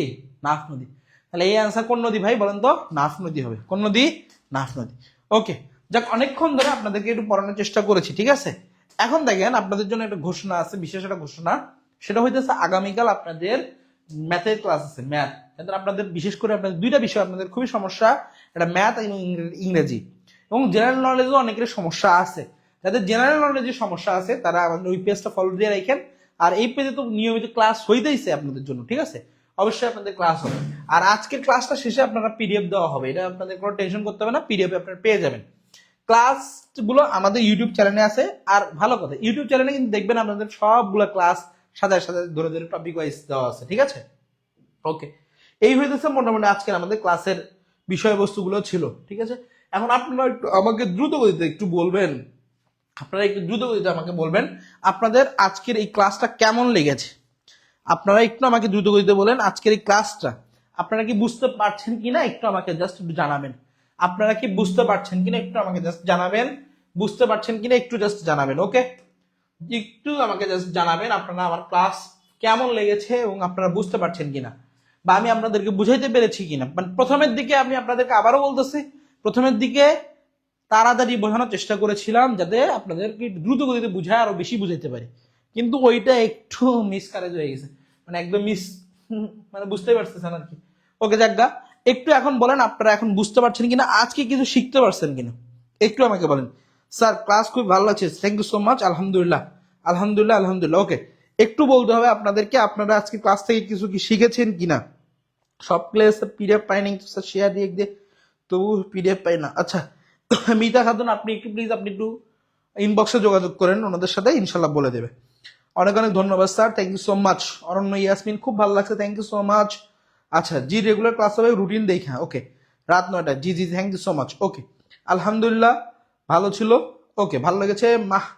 কাজল চৌধুরী চৌধুরী, আচ্ছা এবার বলছে যে মাহদিয়া মিতু বলছে ভালো লাগছে, থ্যাংক ইউ স্যার।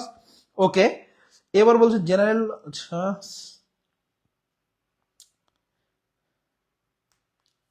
জিকে মানে ভাই জেনারেল নলেজ।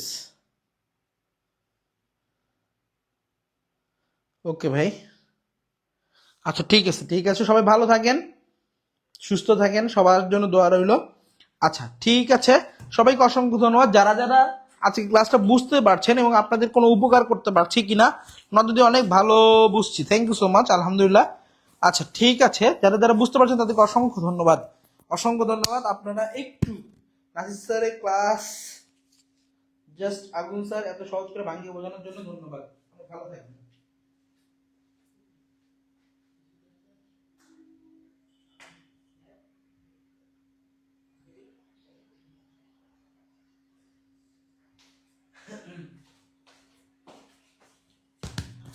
ওকে, আজকের ক্লাস অনেক ভালো লেগেছে ভাইয়া। Okay Shimur Rahman, thank you so much আপু, দোয়া করবেন ইনশাল্লাহ আপনাদের সামনে যেন আবার নতুন করে ক্লাস নিয়ে আসতে পারি, আবার নতুন করে। থ্যাংক ইউ সো মাচ, ভালো ছিল আজকে ক্লাসে, thank you so much, thank you so much. আমি পিডিএফ পাই নাই, ওকে আপনি extraordinary class, thank you so much, অনেক কিছু শিখেছি ক্লাসটা থেকে, সেই class, okay thank you so much. আচ্ছা ঠিক আছে, যেহেতু অনেকেই ক্লাস করেছেন আবার অনেকে পিডিএফ পান নাই এখনো, তারা যারা পিডিএফটা একটু জাস্ট যোগাযোগ করেন ইনশাল্লাহ পাবেন আর কি, ঠিক আছে। আপনার ক্লাস আবার কবে? আব্দুল্লাহ আল রুহান, ভাইয়া আমাদের ক্লাস আমার এখনো রুটিনে বসান, এই সপ্তাহে তো রুটিন আমার, এই সপ্তাহে মনে হয় ক্লাস শেষ, আর হয়তো বা সামনের সপ্তাহে আবার ক্লাস হবে, ঠিক আছে আবার ক্লাস হবে ইনশাল্লাহ।